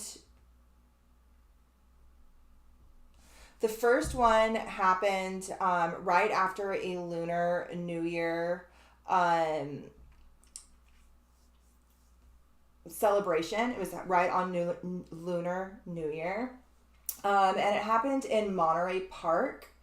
And then the dude, so it was after a Lunar New Year celebration, so we have the moon connection. Then the dude was found, like, you guys, this is crazy, because this is like tied to me personally. So my mom, there's this Mexican food restaurant that's like an hour and a half away from us where my grandma used to live. My grandma has been dead for like a really long time, but no place compares to this. And so my mom every once in a while will like drive all the way out to Azusa and get this beans and salsa and chips and all this delicious stuff. And like sometimes she'll come and bring me some. And so on Saturday she drove out there and she was gonna come and visit me on Sunday and bring the food. And then she was gonna go to Joann's, the fabric store down here, the big one, and get some fabric or some flannel. Particularly it was flannel fabric. And Saturday, after she went to get the food, she decided that she was just going to bring it to me on Saturday instead of Sunday. She didn't want my chips to get stale. And so she brought it to me. And then on Sunday, she calls me and she's like, oh my God, it's so crazy. Remember how I was supposed to come today? I was like, yeah. And she's like, well, my plan was to go to the fabric store and then to come and see you. And if I had done that, I would have been in this parking lot of the Del Amo Mall in Torrance, which is where they found this guy who had just shot up a bunch of people in Monterey Park. And then they found him in the parking lot of that fucking fabric store, supposedly shot himself in a van. And there was like all kinds of cops and helicopters and all this stuff. And my mom was supposed to be like in that parking lot. But anyway, the first shooting happened after Lunar New Year celebrations. And then that was in Monterey Park. And then the dude was found in Torrance, shot to death by himself, supposedly, in his van. And the head detective's name was Robert Luna.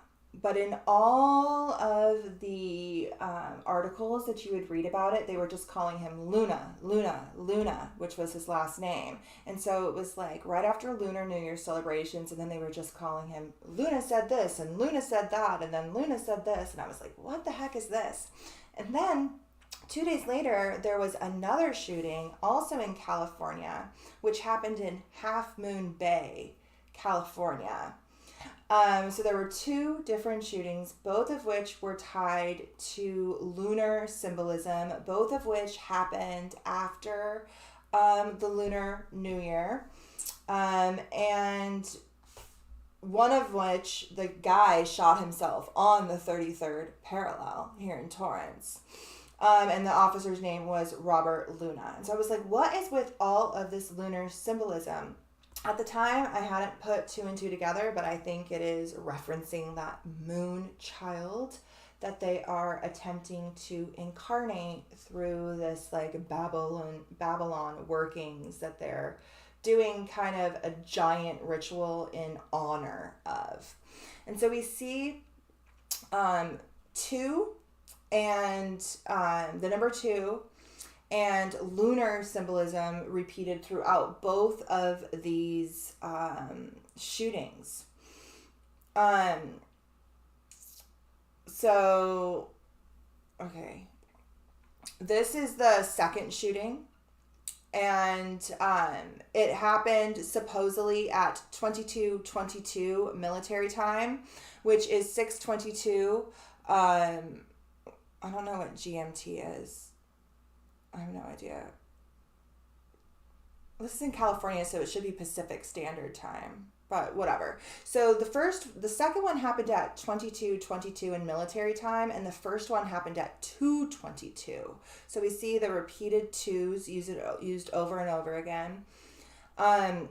They found, this is the first guy, they found him dead the next day at 13:00 or however you say military time, 13 being the number of the moon. He was found at Star Dance Studio, which is also, of course, connected to that celestial archetype, that celestial realm. Again, we have 13 moons a year, so that's connected to the moon. He shot... So 12 people died. He shot 11 people and then he killed himself. And so that's 12 total, which is how many signs are in the zodiac. And we're starting a new lunar year. And so I think that was a way of bringing in the entire zodiac to it. Also, apparently all of the cops who showed up were new. And they showed up upon a scene of like total carnage. And they were like in no way prepared for this. And I was like, okay, great. So they traumatized a whole bunch of cops. I bet you that was like part of some sort of like initiation ritual. This was supposedly the deadliest attack since the one in Texas last May.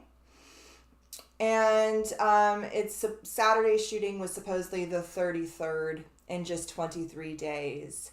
I bet you if they did like 24 days or 25 days, it would have been more than 33. So it's interesting that they chose 23 days, 2 threes, 33, and that it added up to 33. The guy, the Monterey Park guy, who killed 11 people, then shot himself like down the street from here after the Lunar New Year celebrations. Earlier that month, he had gone into like the police department, like ranting and raving about pretty strange stuff. He visited the Hemet Police Department lobby on January 7th and January 9th, alleging all of this past stuff that his family was involved in. Past fraud, past theft. He says that they tried to poison him. And other people that they're like involved in this like underground crime syndicate. And this happened, supposedly all of these events that he was talking about happened 10 to 20 years ago. So this is a really strange behavior. This is like the kind of behavior you would see in somebody who's like on psychedelics or in some sort of altered states of consciousness through like mind control programming. When you're in these sort of states of mind, you have this like compulsion to like spill your guts and clear your conscience and like lay everything out on the table. He said he was going to return to the station with documentation proving all of this, but then he never came back and all of this other stuff transpired. So there were two different shootings, both tied to lunar symbolism. Both shooters were of Asian descent, and this was happening right after the Chinese New Year. And they were both done at times associated with double twos. One was done at 22:22 and one was done at 2:20. One of the articles actually said 2:22. This one says 2:20. One of the shootings was done at the Star Dance Studio, and then they were found on the 33rd parallel, and that happened after Lunar New Year celebrations. And then the other one was done in Half Moon Bay at a mushroom farm where he like killed a bunch of his co-workers. And this is the year of the rabbit, so it brings in that sort of Alice symbolism once more through both the rabbit and the mushroom. But the moon symbolism, I like couldn't get over that. I was like, there's something here, and they're using this Luna archetype a lot. So the first guy killed 12, including himself, in Monterey Park and was found in Torrance. The second guy killed 11 and injured 1, also equaling 12, in 2 different locations, on a mushroom farm and in Half Moon Bay, 42 hours apart, which is also 2 days. See, 222, they put the triple 2 here on this article. It happened on Monday, which is Moon Day, and the other one happened on Lunar New Year, a new moon. So many references to 2, so many references to the moon. And so I thought, and even a second location, too. So I was like, they're using Chinese symbolism and connection to the Chinese New Year. I wonder what Chinese numerology has to say about the number 2. So since this was tied to the Lunar New Year, I thought I would look and see what Chinese numerology has to say about the number 2. They say that it's lucky and that all good things come in pairs, repeated pairs of the same character. So often when we think of 2, at least when I think of 2, I think of like 2 opposites, light, dark, yin, yang, 2 opposing forces.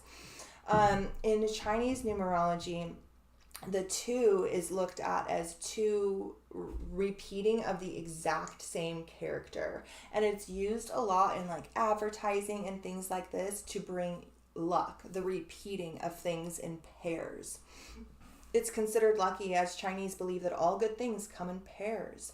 This is observed in repeating characters in some brand names or gifts. And so it looks like they were trying to like repeat this thing twice in order to infuse that lucky energy. Yeah, I'm super glad my mom was not there too. Yeah, Mexican food in Southern California is the shit, man. But all of the lunar stuff, yeah, I was like, what is this? Okay, so, this is about the Earth's core and how the last time this happened and peaked was in the late 1960s and early 1970s. And I said that this is interesting because this is the last time that humanity experienced a great awakening of consciousness. This is when we had the Summer of Love and the counterculture movement and all kinds of government influence and psyops in order to derail this awakening into something else, which was ultimately the like hippie drug craze and the like dropping out of society as opposed to trying to change it. It really diverted the civil rights movement and all of these different pushes for like anti-war and changes in our government. And instead it became about dropping out and taking drugs and removing yourself from society altogether as opposed to trying to create new systems within it.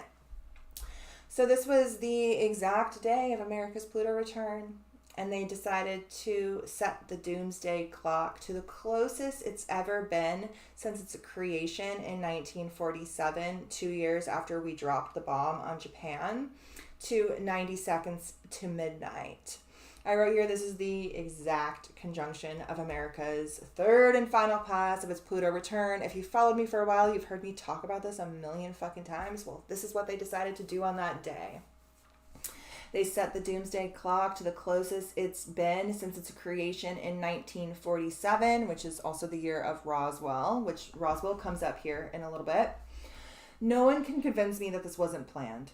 Pluto is the planet of death, destruction, power, and the occult, and its discovery in 1930 kick-started the atomic and nuclear programs of the world and the dropping of the bombs in Japan a few years later. I hate to get all doomsday on ya, but, you know, when in Rome, World War III is definitely coming, you guys. There are a lot of parts of their plan that I'm not convinced are going to come to fruition, and that I do think that we can, like, stop. World War III is one of the ones that I don't think we can stop. That's definitely going to play out. It's been written in their plans for years. And yeah, they've been planning this moment for decades, and we're on the precipice of this moment in history. So this was a really great post from a fellow astrologer. I want to kind of read this because it gives a kind of view on our next couple of years. So Pluto is moving out of Capricorn, the sign of the system, of world governments, of hierarchy and authority figures, and into Aquarius, the sign that governs the collective consciousness, our future, where it will be until 2055. And so we're on the precipice of this huge shift and transformation of this realm, and a lot is going to happen very quickly. And this post beautifully breaks down this trajectory and also humanity's opportunity to step into their power, Pluto being the planet of power and Aquarius being the sign of the human collective. So Laura goes on to say, I know things are looking really crazy out there lately, and it seems like many people have lost their minds, but don't worry. When Pluto enters Aquarius this year, it's going to get even crazier. This is in March. Themes we will likely see collectively with Pluto in Aquarius: the shadow side of technology, the rise of transhumanism, AI, gene editing, lab-grown tissue and meat, biotech, and artificial wombs. We already see that push for that here with the laid out in this video. Web3 and the rise of digital currency and crypto, but then like merging into like a one world cryptocurrency token type of thing. The metaverse and virtual reality, transformation of humanity as a whole, transformation of how we use tech, a rise in extremism, groupthink, and fanaticism, mass rebellion and anarchy, a rise of new age cults. Oh my God, yes. Please, you guys, be careful of the dogmatic mindsets you take on during this time, because with Pluto in Aquarius, a lot of power will really reside in the hands of these fringe group think hive minds that will steer people into specific directions, who follow the crowd as opposed to stand in their own questioning sovereign mind. A potential for mass group trauma, also mass death. Pluto is the planet of death. Micro communities rising up, centered around common values and sharing resources, but be careful with these because they can very easily turn into cults. Power shifting to the people. If the people are willing to change themselves, it will come through transformation. It will come through a death and rebirth and an alchemization into the phoenix. A revolution in politics, more corruption being revealed in big tech, technological breakthroughs. And it says how to work with the Aquarius archetype. Focus on your own individuation process. Decondition yourself from outdated beliefs from the past that you've picked up from family, society, culture, the group. Find out what makes you unique and share your creative gifts and talents. Find something useful you can offer humanity from your creative gifts. Look to the future. What world do you want to create? What steps are you taking to get there? Look at your relationship to technology. Are you using technology, or is technology using you? Heal traumas from the past. Self-love, which is represented by the opposite of Aquarius, which is a Leo. Its polarity is key. Letting your inner child play, letting your voice be heard, expressing yourself authentically, and leaning into your passions and your joys and the things that are fun and you find enjoyment in. Create your own community. Take charge of your own destiny. Be a leader, a creator. Use technology with more awareness. Don't let it use you. So this kind of speaks to like what somebody in here asked me, like, what do you do with all this information? Like, well, how do you stay positive or whatever? I mean, I don't stay positive. Let's be real. Like, I can be quite pessimistic. And half the time I think the world is fucking ending and we're totally fucked, But I pull myself out of that delusion. I'm like, that is what they want us to believe. That is why they are bombarding us with all of this apocalyptic imagery, because they want us to throw in the towel. They want us to be like, the end times are here, the end is nigh, instead of spitting the hopes and visions for the future that we here are meant to envision. Their future is not set in stone. This ritual is their manifestation ritual for the future. They're hoping to create this. And we are the wrench that can be thrown into their wheel well or whatever. But it says here, this is a quote by James Holst, that of which we are not aware owns us. So people are like, well, what's the point of like pointing this all out and blah, blah, blah. Like, the point is to see it.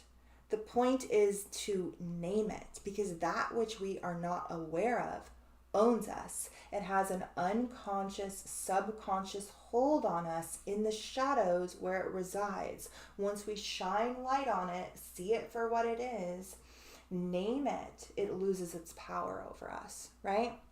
But the apocalyptic imagery continues.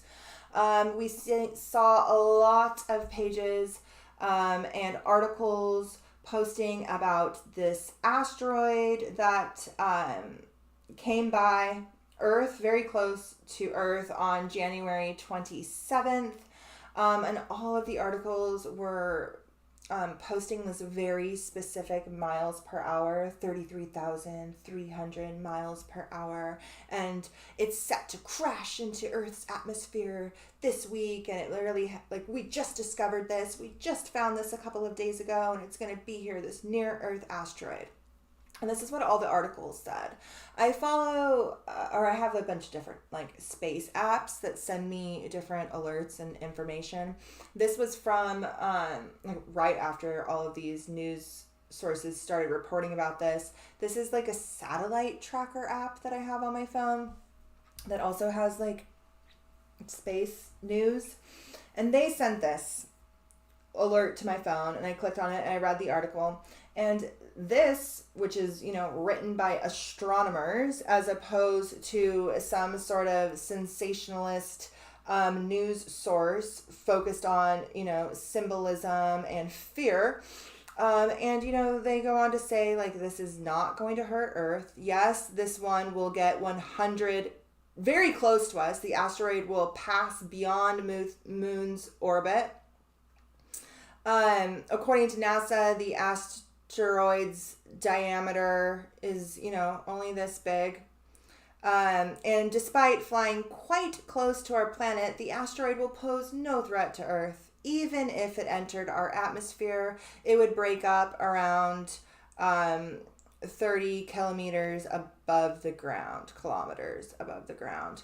So, everybody wanted us to think like it's coming to crash in, it's going to break up in our atmosphere. We just found out about this, and it's really not as big of a deal as they make it out to seem, because it's being used as an archetype of destruction, an archetype of doom.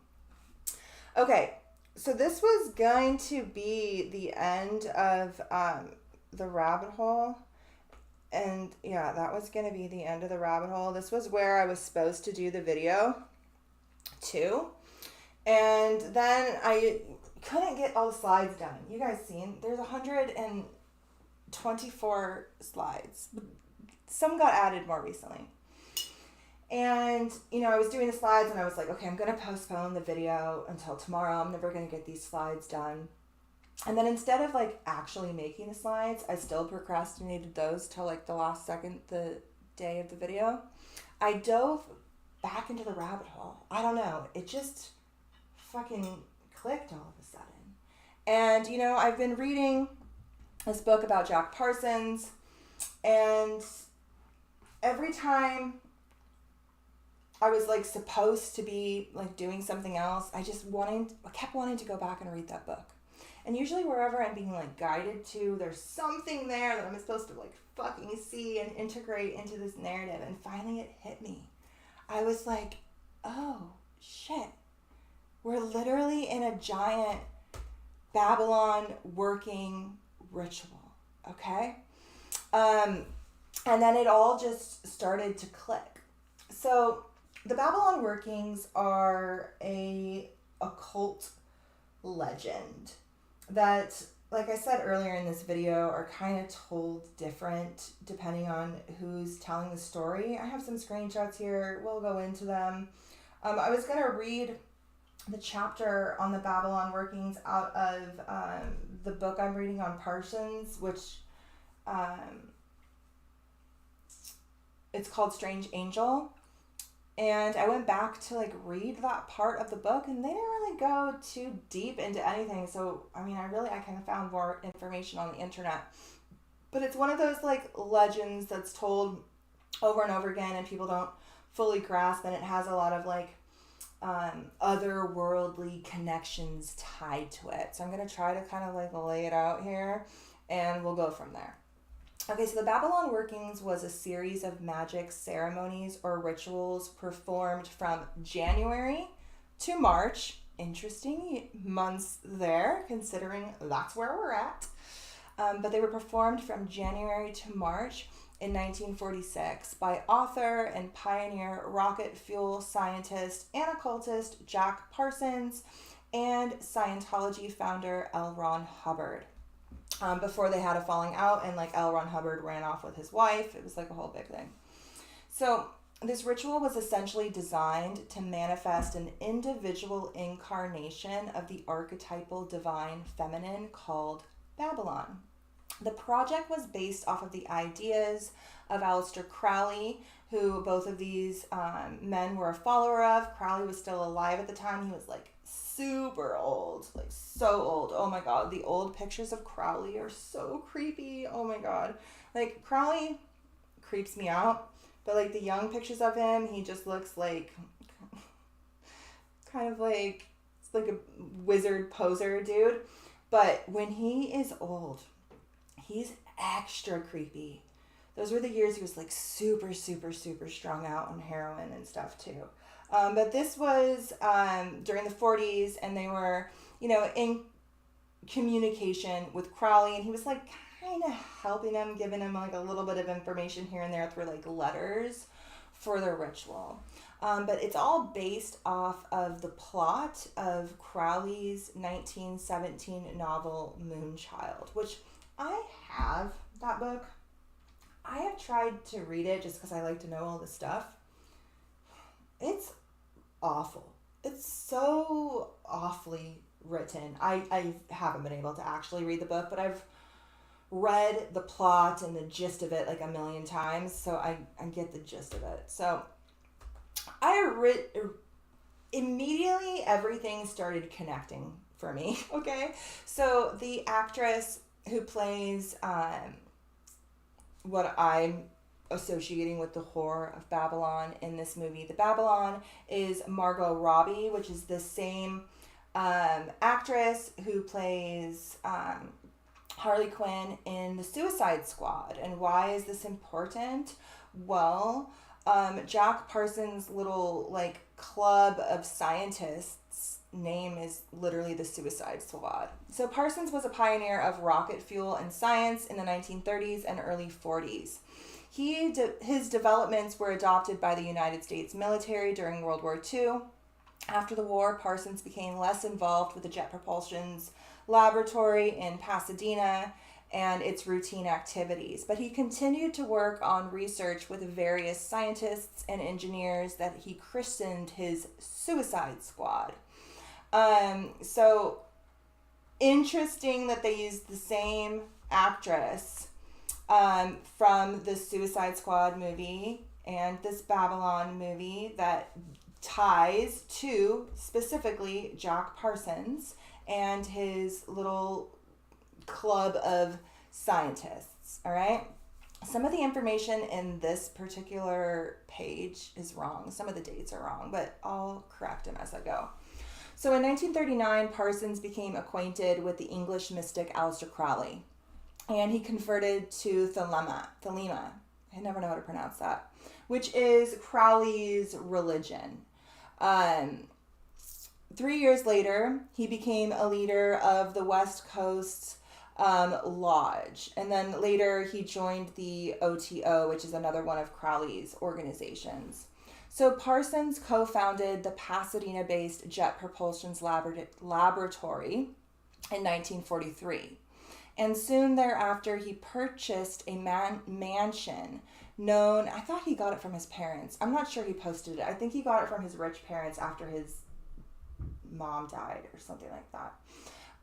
So he purchased this mansion, and it was known as the Parsonage. By 1945, Parsons regularly hosted occult gatherings which involved drug use and sex magic rituals. He met L. Ron Hubbard in August and brought him into the fold, offering him to stay at the parsonage during that year. Parsons began a relationship with his wife's half-sister, 17-year-old Sarah Betty Northrop, which is connected to the aerospace family, Northrop family. He actually dated two different Northrops, like both of the different sisters. Parsons used Aereo Secto for experiments in the explosive sciences of both the literal and metaphorical varieties, with the goal of opening the gate. It was here where he also began enacting the working of Babylon, a ritual to summon the goddess of Babylon. So Hubbard and Parsons became close friends, and during the next 2 years, they worked together on the working of Babylon and to open a second gate to summon the, quote, moon child, an entity discussed in the workings of Crowley. They performed the ritual in Roswell, New Mexico, in the desert in 1947. This date is wrong. They did it in 46. This is the date that's wrong. And then, okay, so this is the thing. It's an occult legend, right? So everybody who tells it different. And sometimes you'll see that, they did it, the ritual in Roswell, New Mexico in 1946. And a year later, the Roswell, New Mexico sighting and crash happened. And then some say they did it in Roswell, New Mexico in the desert in 1947, the weekend before the supposed crash. Who knows? It's a legend. We don't know. The people who are using these archetypes now don't even know. But I'll show you how every single one of these archetypes is here right now. Even Hubbard, I'll tell you. He's here too? Okay. So Hubbard later cheated Parsons out of his life savings and left for Florida with his wife. Additionally, Parsons became under suspicion of selling research to foreign power. He was ultimately acquitted, but oh my God, my cats are going crazy. He was ultimately acquitted. Where am I at? He was ultimately acquitted, but was severed from the Jet Propulsion Laboratory. Parsons attempted to sue Hubbard to get his money back, but was countered with Hubbard's knowledge of Parsons' relationship with Northrop beginning when she was 17. Parsons later married, I don't know how to say her first name, but her last name is Cameron. And this is the woman that he would use in the Babylon working ritual. He met her, and then they immediately started doing sex magic rituals together. On December 3rd, 1949, Parsons met... This part's not important. That part's not important. Okay. We were going to look at Aleister Crowley's chart, and we were going to dive into it, but we're going to move on. But it is really crazy, because him and I have a lot of the same placements.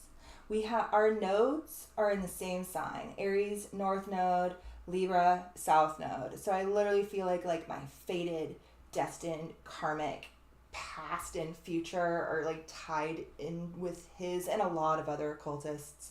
Like me and Blavatsky's chart are like crazy. So similar. It's almost like I feel the need to like point these things out and restructure them and expose them in some way, because like my karmic narrative is tied to them.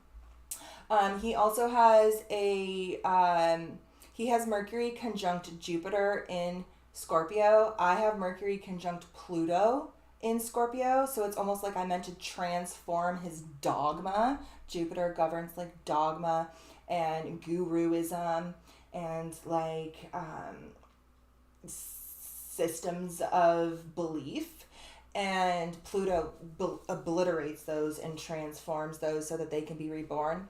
He also has his sun conjunct his south node in Libra with Venus in Libra, and I have my sun conjunct my south node in Libra with Venus in Libra. There were other ones, but I'm just like, okay, it makes sense why you're like drawn to certain things, even certain things that like you do not align with in your own values. Like I can't stand fucking Aleister Crowley, but I'm like fascinated by him at the same time. Okay, so if you guys follow The Dark Journalist, you'll find this interesting. So The Dark Journalist has tons of series on what he calls X-Protect or X-Technology, and how the powers that be, particularly in the aerospace and like military, industrial complex, and these certain realms, how they use the symbol of X to represent this like high technology that is being hidden from the masses, but we can find in the private sector through certain like aerospace fields. What's interesting is that the Suicide Squad, before it was called in the movie, before it was called the Suicide Squad, it was called Task Force X. So that's pretty cool, because it brings in that like X Protect. You guys only know about that if you watch the Dark Journalist stuff. Okay, so let's read what are we at here? 103 of 124. All right, we're going to finish it tonight, you guys. We're going to do it. Okay. I don't remember what page this is, what website this is from. These are just screenshots I had in my notes section when I was diving into this, and when I went back to try to find what website this is from, I have no idea. But they're quotes, like direct quotes from books or people. So here's what we find in Frost's book. Parsons first began enacting his bizarre Thelema rituals. Those rituals were an attempt to summon into a human form the spirit of a figure central to the Thelema pantheon, the goddess Babylon. Something that sounds like provoking the end of the world. It took two people. So interesting that all of those Lunar Ritual, Lunar New Year, Robert Luna, Half Moon Bay, all of the Lunar New Year sacrifice was tied to the number 222, because it takes two people to enact the ritual. Two people plus a woman. So it's something that sounds like provoking the end of the world. It took two people to enact the ritual, an effort to open a second gate that they found in the desert in order to bring across an entity they called the Moonchild. Remember, the two places that were a focus were Pasadena and New Mexico, which is literally where the Jet Propulsion's laboratory just pinged frequencies or radio signals to space and then down to there. And the places they pinged that from were the moon and Jupiter, which literally represent the divine feminine and the divine masculine. And then they're setting it down to these two places. I'm telling you, dude, we're in a giant fucking ritual. I mean, who knows? I could just be reading too far into this, but I don't think so. Okay. Everything just fell into place. I don't think I really would have like all the puzzle pieces if I was just reading too far into it, but who knows? So it takes two people, right? An effort to open a second gate that they'd found in the desert in order to bring across an entity they call the Moon Child. Tamara Preston notes, quote, "He seems to be suggesting that Parsons' ritual somehow opened a gate that resulted in aliens showing up in Roswell." So that's part of like the legend, right? Is that, so the goal was to impregnate his new wife lady with a infant, with a moon child that would, as her representing the vessel for the incarnation of a daughter first, who would be raised as that Babylon figure, that Babylon goddess, who would then give birth to the Antichrist, or this like Luciferic anti-Messiah figure that would usher in the end times. Now, she didn't actually get impregnated. That part of the ritual didn't work. It's part of how I believe this ritual just didn't work to begin with, and it's not going to work now. And so it's funny that they're like trying it again.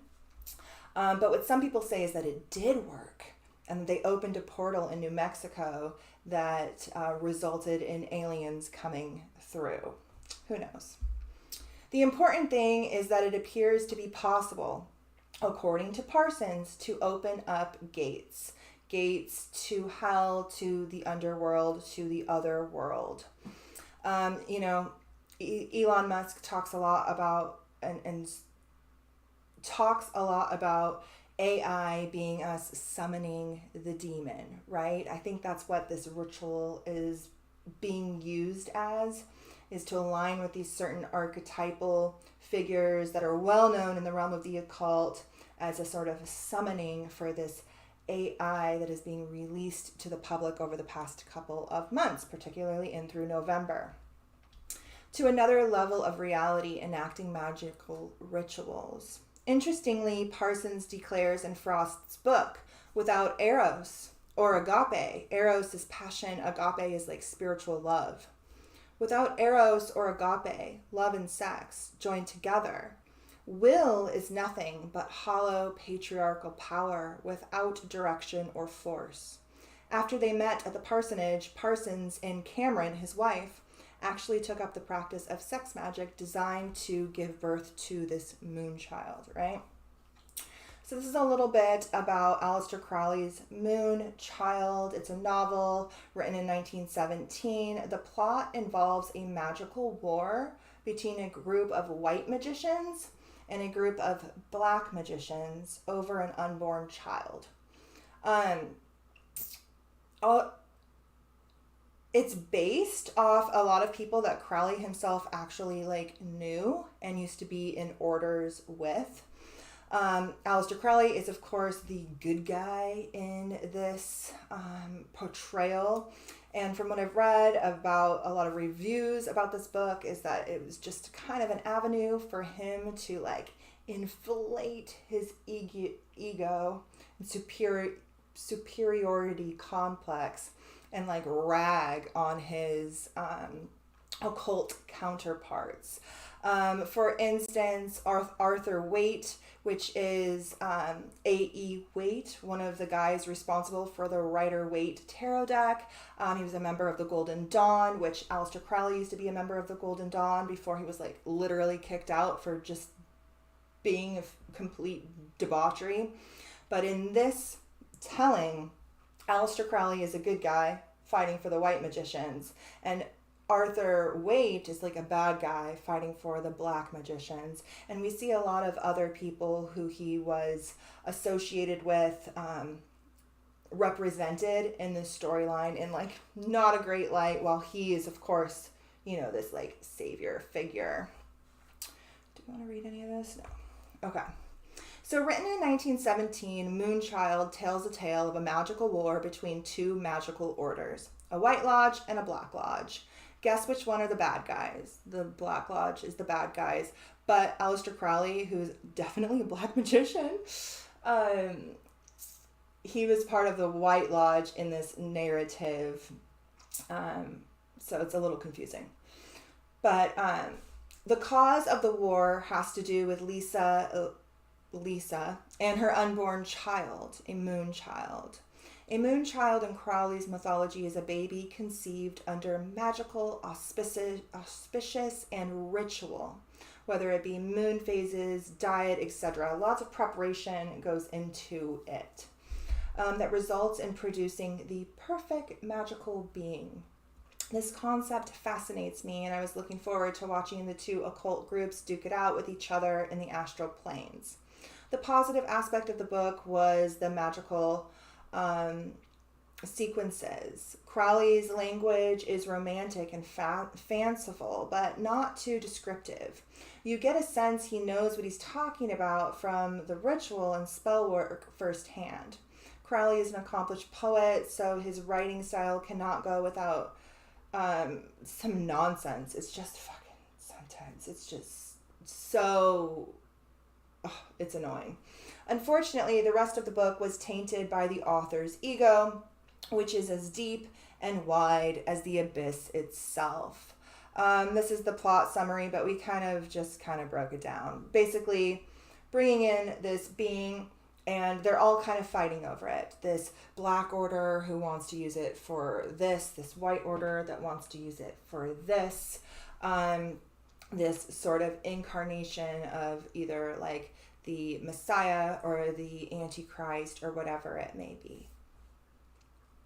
But the goal is to impregnate this person with the soul of an etheric being. Now I think this is what these like artificial wombs and AI are using. It's less etheric and more artificial and AI.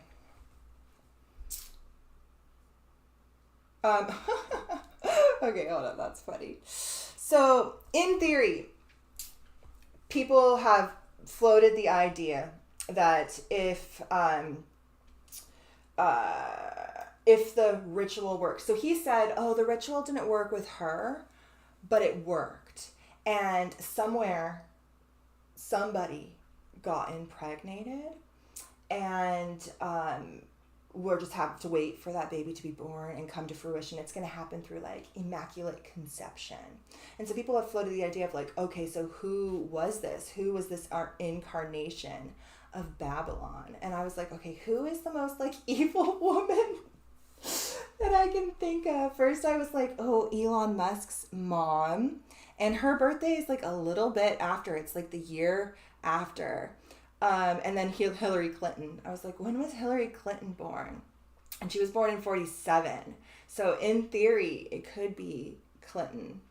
But she doesn't really have like a daughter or a son or something that would be like this like Antichrist figure. But I'm thinking, is it Elon Musk's mom? But I don't think it's literal.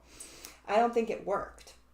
I think that it's a ritual that they're still trying to get to work, and they're trying to really focus on the inorganic AI aspect of the beast, of this incarnation. It's the incarnation of Ahriman, or the eighth sphere. We'll read this. So what's it about? The central plot concerns two factions of warring magicians. On one side, we have the white magicians attempting to bring about a new age to humanity. Crowley calls it the age of Horus, the age of the divine child, right? But this is like the age of the Antichrist, this 1,000-year ruling of the Antichrist. But he's trying to bring it into being by magical means, like a homunculus. This homunculus would be the vehicle for a spirit possessing the astrological qualities of the moon. And it would become a messiah figure. Of course, the black magicians do all within their power to bring an end to this working, and there have And there we have the premise of the novel, the interaction between the black and white, except for it's inverted and flipped. The archetypes, anyway. So this is a quote from Scientology, specifically, and from the book, what's it called? It's a book about L. Ron Hubbard. The Babyface Messiah is the name of the book. And so this is about Hubbard talking about Parsons, which he does not have good views on him, especially later in his life. Like, even Crowley was like, wow, bro, you're going too far, and like separated himself from him, as did L. Ron Hubbard. And if L. Ron Hubbard and Aleister Crowley, who both have like legitimately no morals, if they think that you're going too far, you're going too far, bro. But this is a quote, Scientology's account of the years 1945 to 1946. Hubbard broke up black magic in America because he was well known as a writer and philosopher and had friends among the physicists. He was sent in to handle the situation of black magic being practiced in a house in Pasadena occupied by a nuclear physicist. He went to live in the house and investigated the black magic rites and the general situation and found them very bad. Hubbard's mission was successful, far beyond anyone's expectations. The house was torn down. Hubbard rescued a girl they were using. He ran off with Parsons' wife. The black magic group was dispersed and never recovered. This is a statement by the Church of Scientology. They forget the part where, he was partaking in all of the rituals with him, helping orchestrate them, and all kinds of other stuff.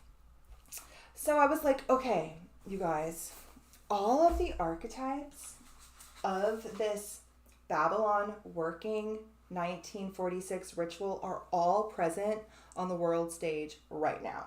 Okay? Hold on. Okay. So we have Crowley, right? Crowley and his Moon Child book. Well, we have Crowley in the headlines, or not the headlines, but we have Crowley coming up into the collective conscious through the Balenciaga stuff. Balenciaga literally translating to like do as thou wilt, which is his mantra and his belief system that his religion is based upon. So Crowley coming up through the Balenciaga stuff. Parsons, we have his archetype showing up through all of the Caltech influence. Plus, we have the rocket launch, literally still using his technology for the Artemis launch. Hubbard, so Scientology is majorly in the headlines right now. Eddie follows this. He's like kind of obsessed with Scientology. When he was a little kid, he used to really be like super interested in like the Dianetics commercials, and he always wanted to get the books. Now he knows it's a cult and he obviously doesn't want to join it, but he's like fascinated by it. And so he follows this YouTube channel of this guy who was like born into Scientology, was there for like the majority of his life, and then he left the cult, and now he makes like YouTube videos all about the shit going on in Scientology. And Scientology, we have the Danny Masterson trial. He was a Scientologist, the guy from That 70s Show who like raped a bunch of girls. Brings in this, that I didn't want to like put a lot of the graphic stuff, but there's a lot of like quotes about the like enacting of the ritual, and how like the man is meant to like envision himself as like the beast, like raping this woman in order to like bring this baby in. And so it's interesting that the Scientology trial was happening during all of this, which is literally about the raping of women. There was a mistrial, so he wasn't found guilty. This trial was happening throughout this time, and then it's going to pick back up in March. And this original ritual happened from July to March, and so it's going to start back up in March. The head of Scientology, which is David Miscavige, who took over after L. Ron Hubbard had died. He is all up in the news. Both his missing wife and him, who they're trying to serve right now with papers, but they can't find him anywhere. And then also Priscilla Presley died during this time, and she was also a really famous Scientologist. So we have Crowley, Parsons, and Hubbard, pretty much their archetype really showing up in the like headlines, right? Babylon is another archetype tied to this ritual. There's the movie, right? The actress used for that movie was the same actress used in Suicide Squad, which was the name of Parsons' science club. The concept of sex magic, right? So we have the rocket shooting up into space for the Artemis launch. We had the wormhole experiment, which was based upon quantum computing. So it brings in that AI component. And then we also had the nuclear fusion, all out of California, which is where Caltech is, and this original workings were all transpiring. The moon child archetype is very strongly represented through those Lunar murders, which happened here in California right after Lunar New Year, which is a new moon cycle, which would be a baby moon, a child moon cycle. So that kid isn't actually born. The ritual wasn't successful. And so we can look, Xander, go away. Shh, I'm almost done. He just like scratches at the door trying to get me to open it. He's like obsessed with me. I love that cat, but like he's really needy. Okay, so this moonchild doesn't actually manifest through these original workings. And so we can look at that archetypal expression for the same sort of ritual that they're enacting now. These artificial wombs, those don't exist yet. I mean, they probably do in like covert underground facilities. But for the most part, those don't exist yet. The Neuralink is failing. The monkeys are dying. They're launching this AI and they're really trying to summon this demon, right? So I was like, okay, who are we missing? We have Crowley, Parsons, Hubbard, all here. I was like, who else was part of the ritual? And it was the wife, whose last name was Cameron. And I was like, okay, well, we have the Avatar movie, which came out during the same time, which was directed by James Cameron. Maybe that's where the Cameron archetype shows up. I don't know. I couldn't really find her. That's the only thing I could think of. But they're attempting to open a portal to the other side. So, of course, CERN is associated with that. And this like vessel for incarnation really speaks a lot to those artificial wombs and the artificial wombs. I really think that the moon child is this like fully birthed child through science, severed off from the true mother and birthed through this technological mother, which Babylon, this new incarnation of Babylon is this technological matrix that people will soon be birthed through as opposed to being birthed through nature, right? Okay, and then another thing that is tied to this legend is that of like aliens and UFOs, right? And so I was like, okay, by the way, I think that freaking Rihanna, her Super Bowl halftime show is going to have a lot to do with this Whore of Babylon archetype.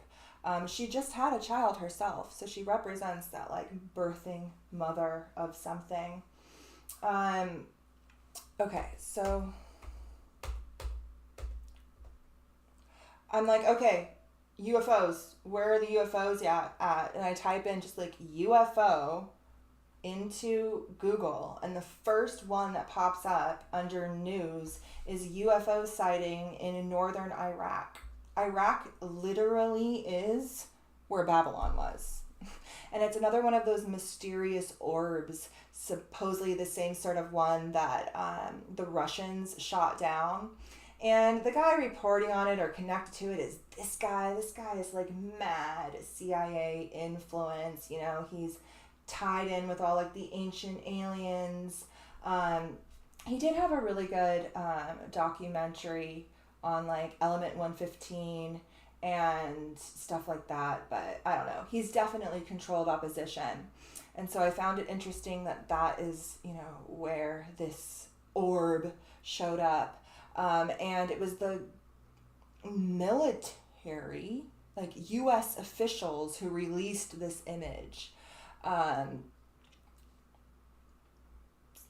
Coincidence? I think not. You know what I mean? They also released a bunch of classified UFO documents, and like UFOs were just like all over the news, but particularly this one in Iraq, which is literally Babylon. That's where Babylon was. James Cameron, is that that might be the Cameron influence? I don't know. But they released a lot of 350 new UFO sightings were added to this like government document release thing. Okay.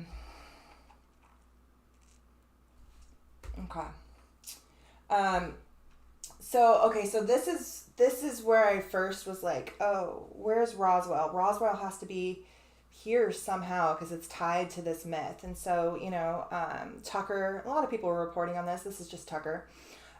Reported that the 1945 UFO sighting, which happened 2 years before Roswell. And so they're talking about the Roswell before Roswell. And I was like, okay, that's interesting. But then, like I said, those pings from the Jet Propulsion's laboratory HAARP facility to both the moon and Jupiter came down into Pasadena and literally New Mexico. So that's probably also a connection to that as well. Biden signed a new military spending bill amended to incorporate a UFO case from 1945. The sighting involved a crash in New Mexico about 100 miles from Roswell. And they just go on, they talk about it, but is he the Antichrist? I don't know. His mom fits the age to where, you know, she was born slightly after the Babylon workings, to where she could definitely be this incarnation if it worked. I don't think it worked, but he definitely wants you to think he is, and he's definitely playing the part.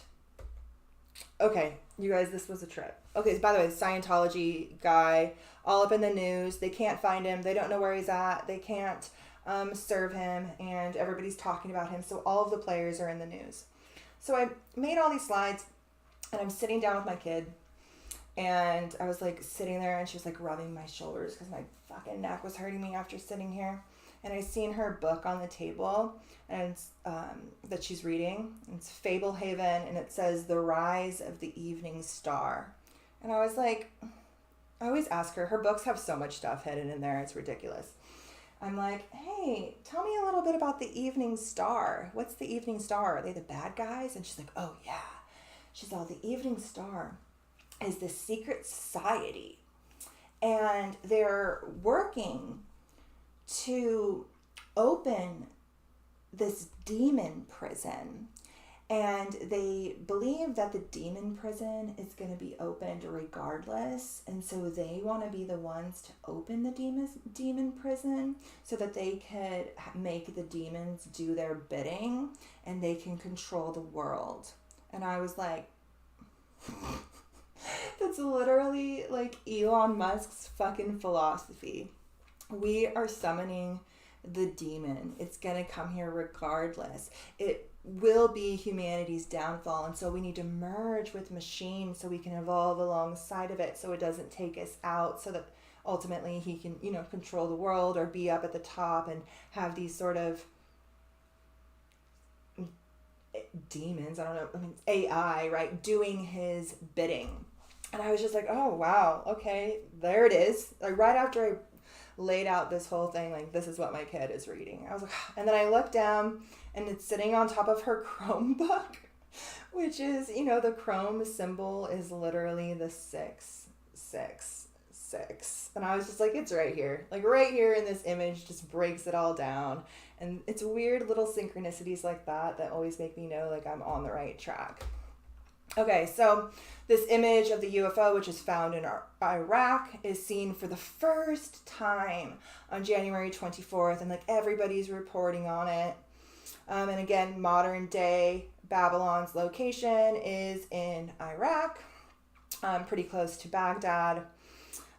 This is a picture of the Ishtar Gate. I talked about this during the Lion's Gate rabbit hole because it's literally known as like the Lion's Gate. It has a bunch of lions on it, and it was originally in Babylon.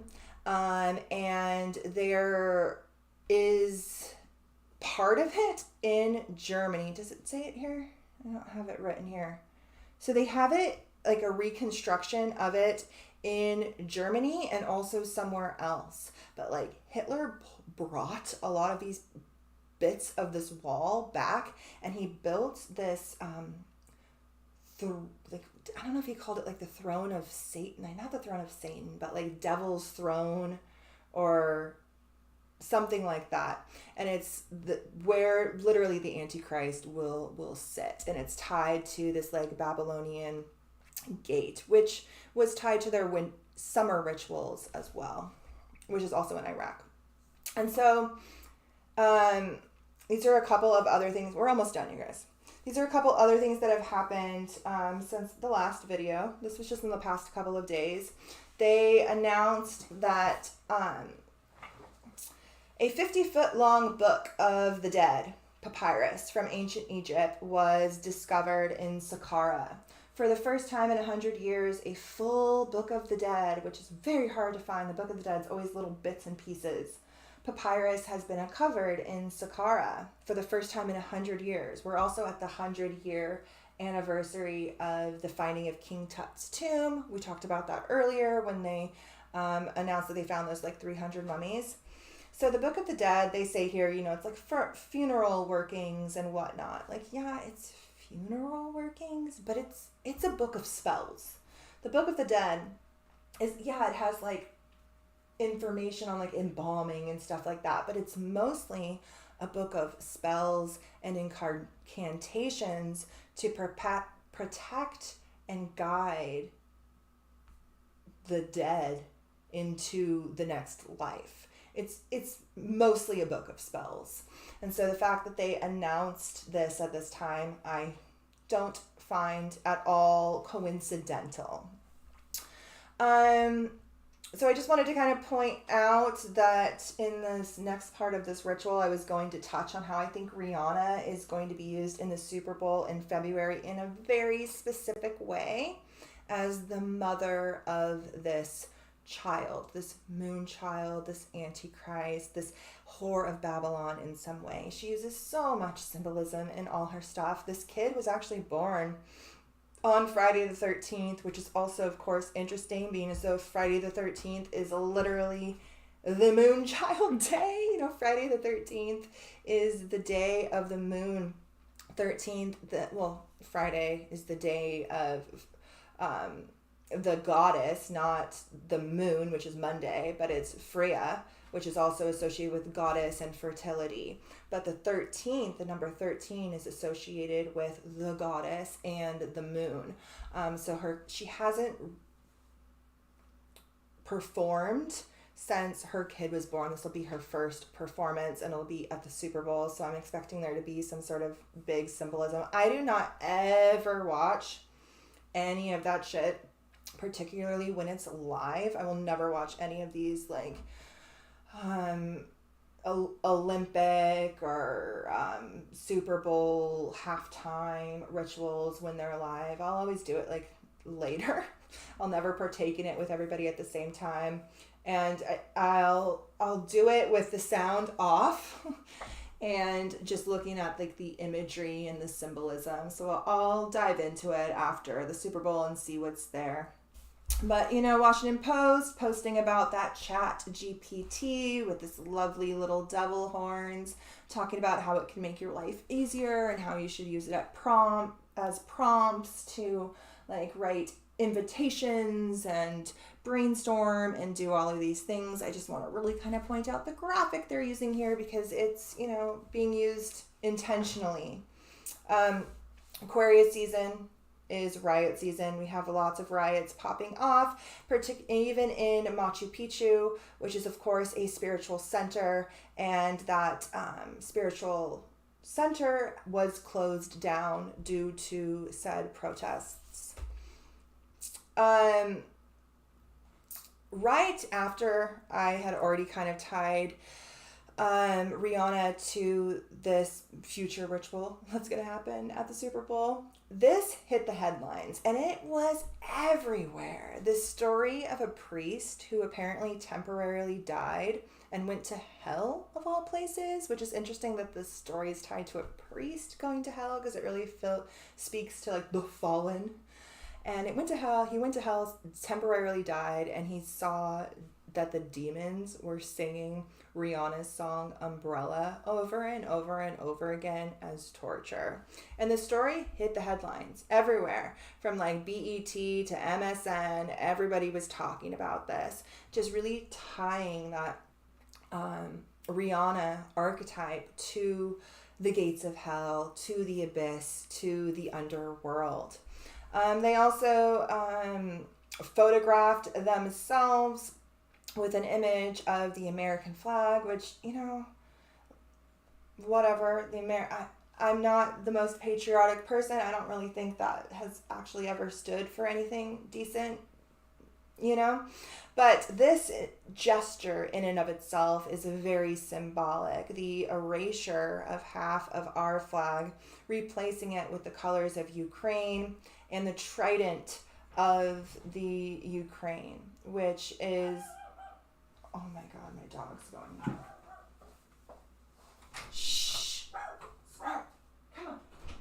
Come in here.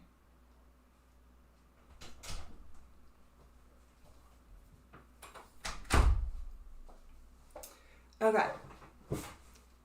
So the trident, which is the emblem that is used on the coat of arms of the Ukraine. We see here the trident with a lion on one side and what looks like Archangel Michael on the other side, an angel and a sword. I'm assuming it's Archangel Michael. I'm not really sure, but what I'm zeroing in on is the trident, which is connected to Volodymyr the Great, which was the first Grand Prince of Kiev.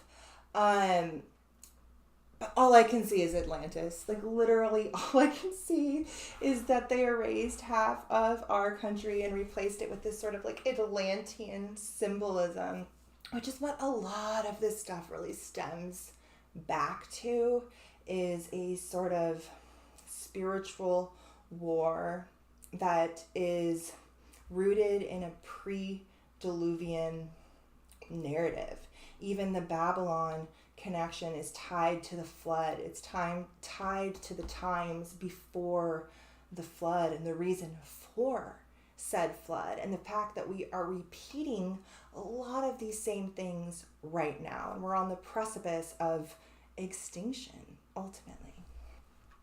Okay, so I'm almost done. My dog is like literally barking and going crazy. Okay, so I was like, okay, so the last time she went on tour, I literally know nothing about people like this, but I've looked it up. The last time she went on tour was in 2016. And then in 2018, she did a performance at the Grammys. And so I was like, well, let's go look at that performance at the Grammys. You guys, It was literally a performance of 1920s fucking Hollywood. It's the same era as the movie Babylon. It's a she's dressed like a flapper, and it's her dancers are, you know, dressed in that same sort of era. The dancing, the vibes, it's alluding to 1920s Babylon. This, I do not think that this is a coincidence, but perhaps it could be. And then, yeah, you know, a lot of talk about this AI apocalypse, AI killing everybody, AI taking over the world. And it's so funny because they're like warned by Oxford researchers, but when you read the actual article, it's a doctoral student who said this. Like, it's not even like some big like Oxford scientist researcher, but the headlines, every single mainstream news article took this headline and rolled with it. Rogue AI could kill everyone, scientists warn as the chat GPT craze runs rampant. Okay, this is the last bit. And then we'll call it a night. Okay, you guys are still here. It keeps saying that you're not, and then I see you guys there. Okay, so right after I hung up with you guys in the last video, I get on my phone and I see this fucking statue. And I was like, what? This cannot be real. But it is. It's so real. So this is a new statue in New York City, which is on top of the courthouse. Fox News and a bunch of other places are calling it a satanic golden Medusa abortion statue, which is sitting outside the courthouse, and it's being ruthlessly mocked as a monstrosity, which is honestly what I think this is all about, is getting the divine feminine to be mocked and looked at as a monster and a monstrosity. They have on top of this courthouse all of these other statues that have been there forever of people like Moses and Zoroaster, who is like connected to like the first monotheistic religion, and then a lot of other like male law type of people. But you see a lot of the headlines either attacking it as satanic or like speaking about these other sort of spiritual archetypes, like moving out of the way in favor of her. Yeah.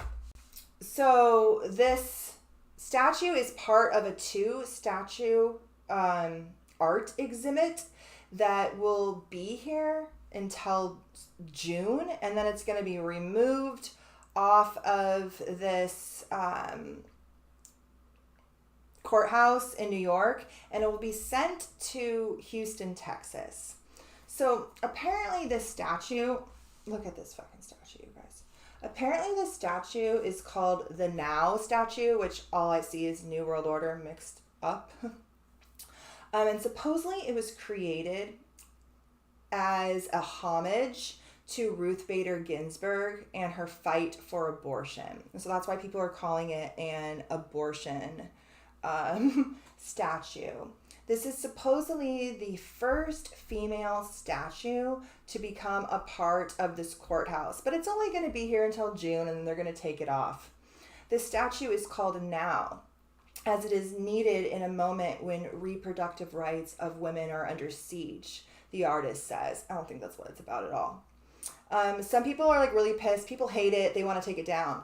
It's trying to make the first woman into a monster, into an abomination, into this sort of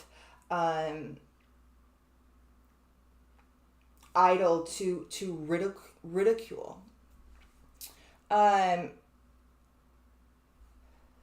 This golden sculpture by this artist is the first female figure to grace one of the 10 rooftop parts of this courthouse, which are otherwise occupied solely by male figures, and they will be once again in June when she leaves. The sculpture is part of an exhibit titled Havana, to breathe air or life, which includes 2 larger-than-life sculptures, a video animation, and an augmented reality component, of course. This is the one statue that's on top of the courthouse with these like tentacle arms and this like ram horn hair. The only thing on this whole statue that is associated with Ruth Bader Ginsburg is this collar, because I guess she used to wear collars like this on her robes, and it's coming out of a lotus, so it's really representing the as above, the consciousness. Then down below at the park, there's this statue, which literally all I see is the woman in a fucking cage. I know it's supposed to be like some sort of hoop skirt, but all I see is like a cage or like a controlling infrastructure caging this woman in, right? So I dove into this artist. You guys, you're gonna trip on this. It's such a trip. Okay, so this Havana, to breathe air or life, it's a striking pair of female figures on view through June 4th. One sculpture appears on the rooftop of the neighboring courthouse, and the second one graces the park, where the augmented reality component helps visitors find her soaring companion. So you go down to this one in the park that's in a cage, and you use an augmented virtual reality to find this one in the heavens. You find it through AI. You find it through virtual reality, meaning what you're finding is associated with the virtual realm. So this is her first exhibit. This word Hava means air or atmosphere in Urdu, which is the language of, I think, India. And it means Eve in Arabic. So it's associated with this concept of the first woman. This first woman being a monster, being a demon. You know, they're alluding to a connection to Medusa. Medusa being a victim of rape, and perhaps that being the connection to the abortion component of this. But everything I hear this woman say about this statue just doesn't really sit right with me. I don't want to read all of this. I'm just trying to find the important parts. Okay, so across from the courthouse at the 25th Street and 5th Avenue entrance to Madison Square Park, you'll find Witness, an 18-foot tall sculpture. This massive sculpture is adorned with a hoop skirt embellishment with a multicolored mosaic that are inspired by the courtroom stained glass and dome ceiling. With the help of Snap augmented reality technology, the sculpture is brought to life. Using the Snapchat app, visitors can scan a snap code to unlock the apparition, which literally is like a ghost. And you see this like ghost version of the one that's on top of the courthouse. An AR experience that features a display of colorful particles, CERN component there, and ghost-like images of the courthouse figure on an adjacent lawn from 5 p.m. to 10 p.m. daily. Weird that it's only certain times.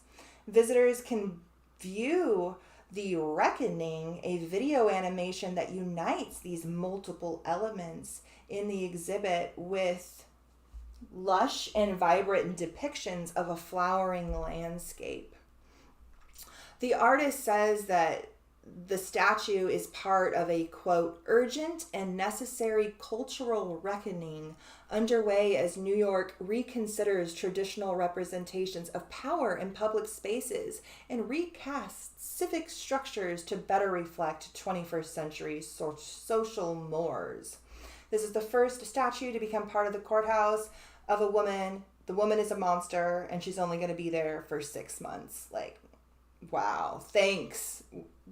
Me as a woman, I really appreciate this. I'm sure Ruth Bader Ginsburg is just like loving this in her grave. So everybody's mocking it. People hate it. It's being attacked, which is honestly what I think the point was. This first woman figure is always demonized and attacked and turned into this inverted mother that is not the loving, compassionate, great goddess that she truly represents. And it's being called demonic imagery, and everybody hates it and everybody wants to get rid of it, right? And so I was like, let me look into this this artist. And so I was looking at a lot of her artwork, and none of it looks like this. It's all very inspired by like Persian and Persian mythology and like other religious influences. Has a lot of like symbolic undertones to it, but nothing really looked like this except for one thing. This painting looks a lot like this with those curly things here, right? And I was like, this painting, what is this painting? Well, this painting is from 2001. And it's called Pillars of Pleasure. And it is an array of archetypes portrayed here, which reveals the range of sources that the artist looked to as she celebrated female sensuality and desire. Her central self-portrait with ram horns conjoins fragmented statues inspired by the Roman goddess Venus and a South and Southeast Asian celestial dancer. Above the two images of destruction threaten this scene of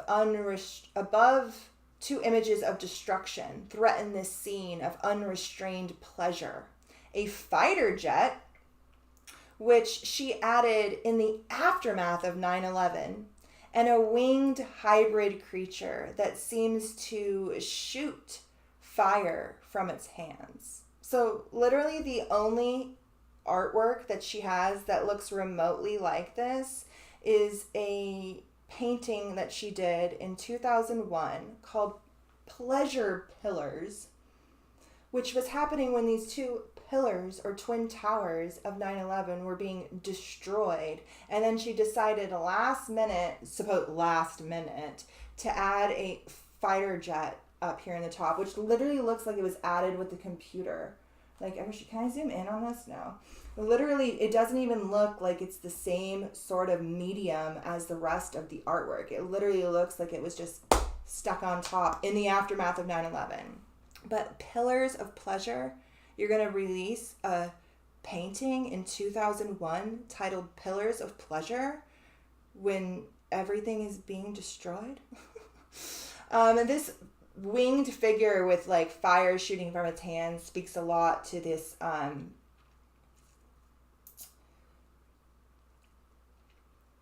Hindu archetype of like destruction that is often tied and referenced a lot by scientists in the atomic nuclear programs. But this just doesn't even look like it fits in here, this fighter jet. So anyway, I don't trust this artist. I don't trust this statue. It doesn't sit right with me, especially considering this 2001 connection to this. What about this says Ruth Bader Ginsburg? I have no idea. It doesn't. Okay, we're at the end. That's the end. So we're in the midst of doomsday rituals and public mystery school stunts that are trying to manifest the future that they want for us. the doomsday, the apocalypse, right? But, you know, apocalypse means the lifting of the veil. It's the great reveal. And these Babylon workings ultimately failed before, and I really think they're going to fail again, which is why they try so freaking hard to control and limit the supply of information, the flow of information. This is the moon child that never was. They didn't succeed. She didn't get impregnated unless, of course, you know, we got Hillary Clinton or Elon's mom. I don't know. They're the only ones I could think of. You know, this moon child that never was, but there is the divine child that will always be. The divine child that resides within you, resides within me, resides within our collective psyche, that is not inverted, but is pure and aligned with that oneness of source consciousness. I have a whole bunch of other notes that we didn't get into, but like I have to pee so bad. I drink way too much water and my cats and my dog are going insane. But I will see you guys in just a couple of days. I think on the 1st we'll meet to talk about the February astrology, and then I'm going to start doing these videos like once a month. They won't be as long. Thank God this was so long, but yeah, thank you guys so much for being here. You know, once we see it, it doesn't hold power over us. I have to pee so bad. Oh my God, I have to go. Bye, you guys.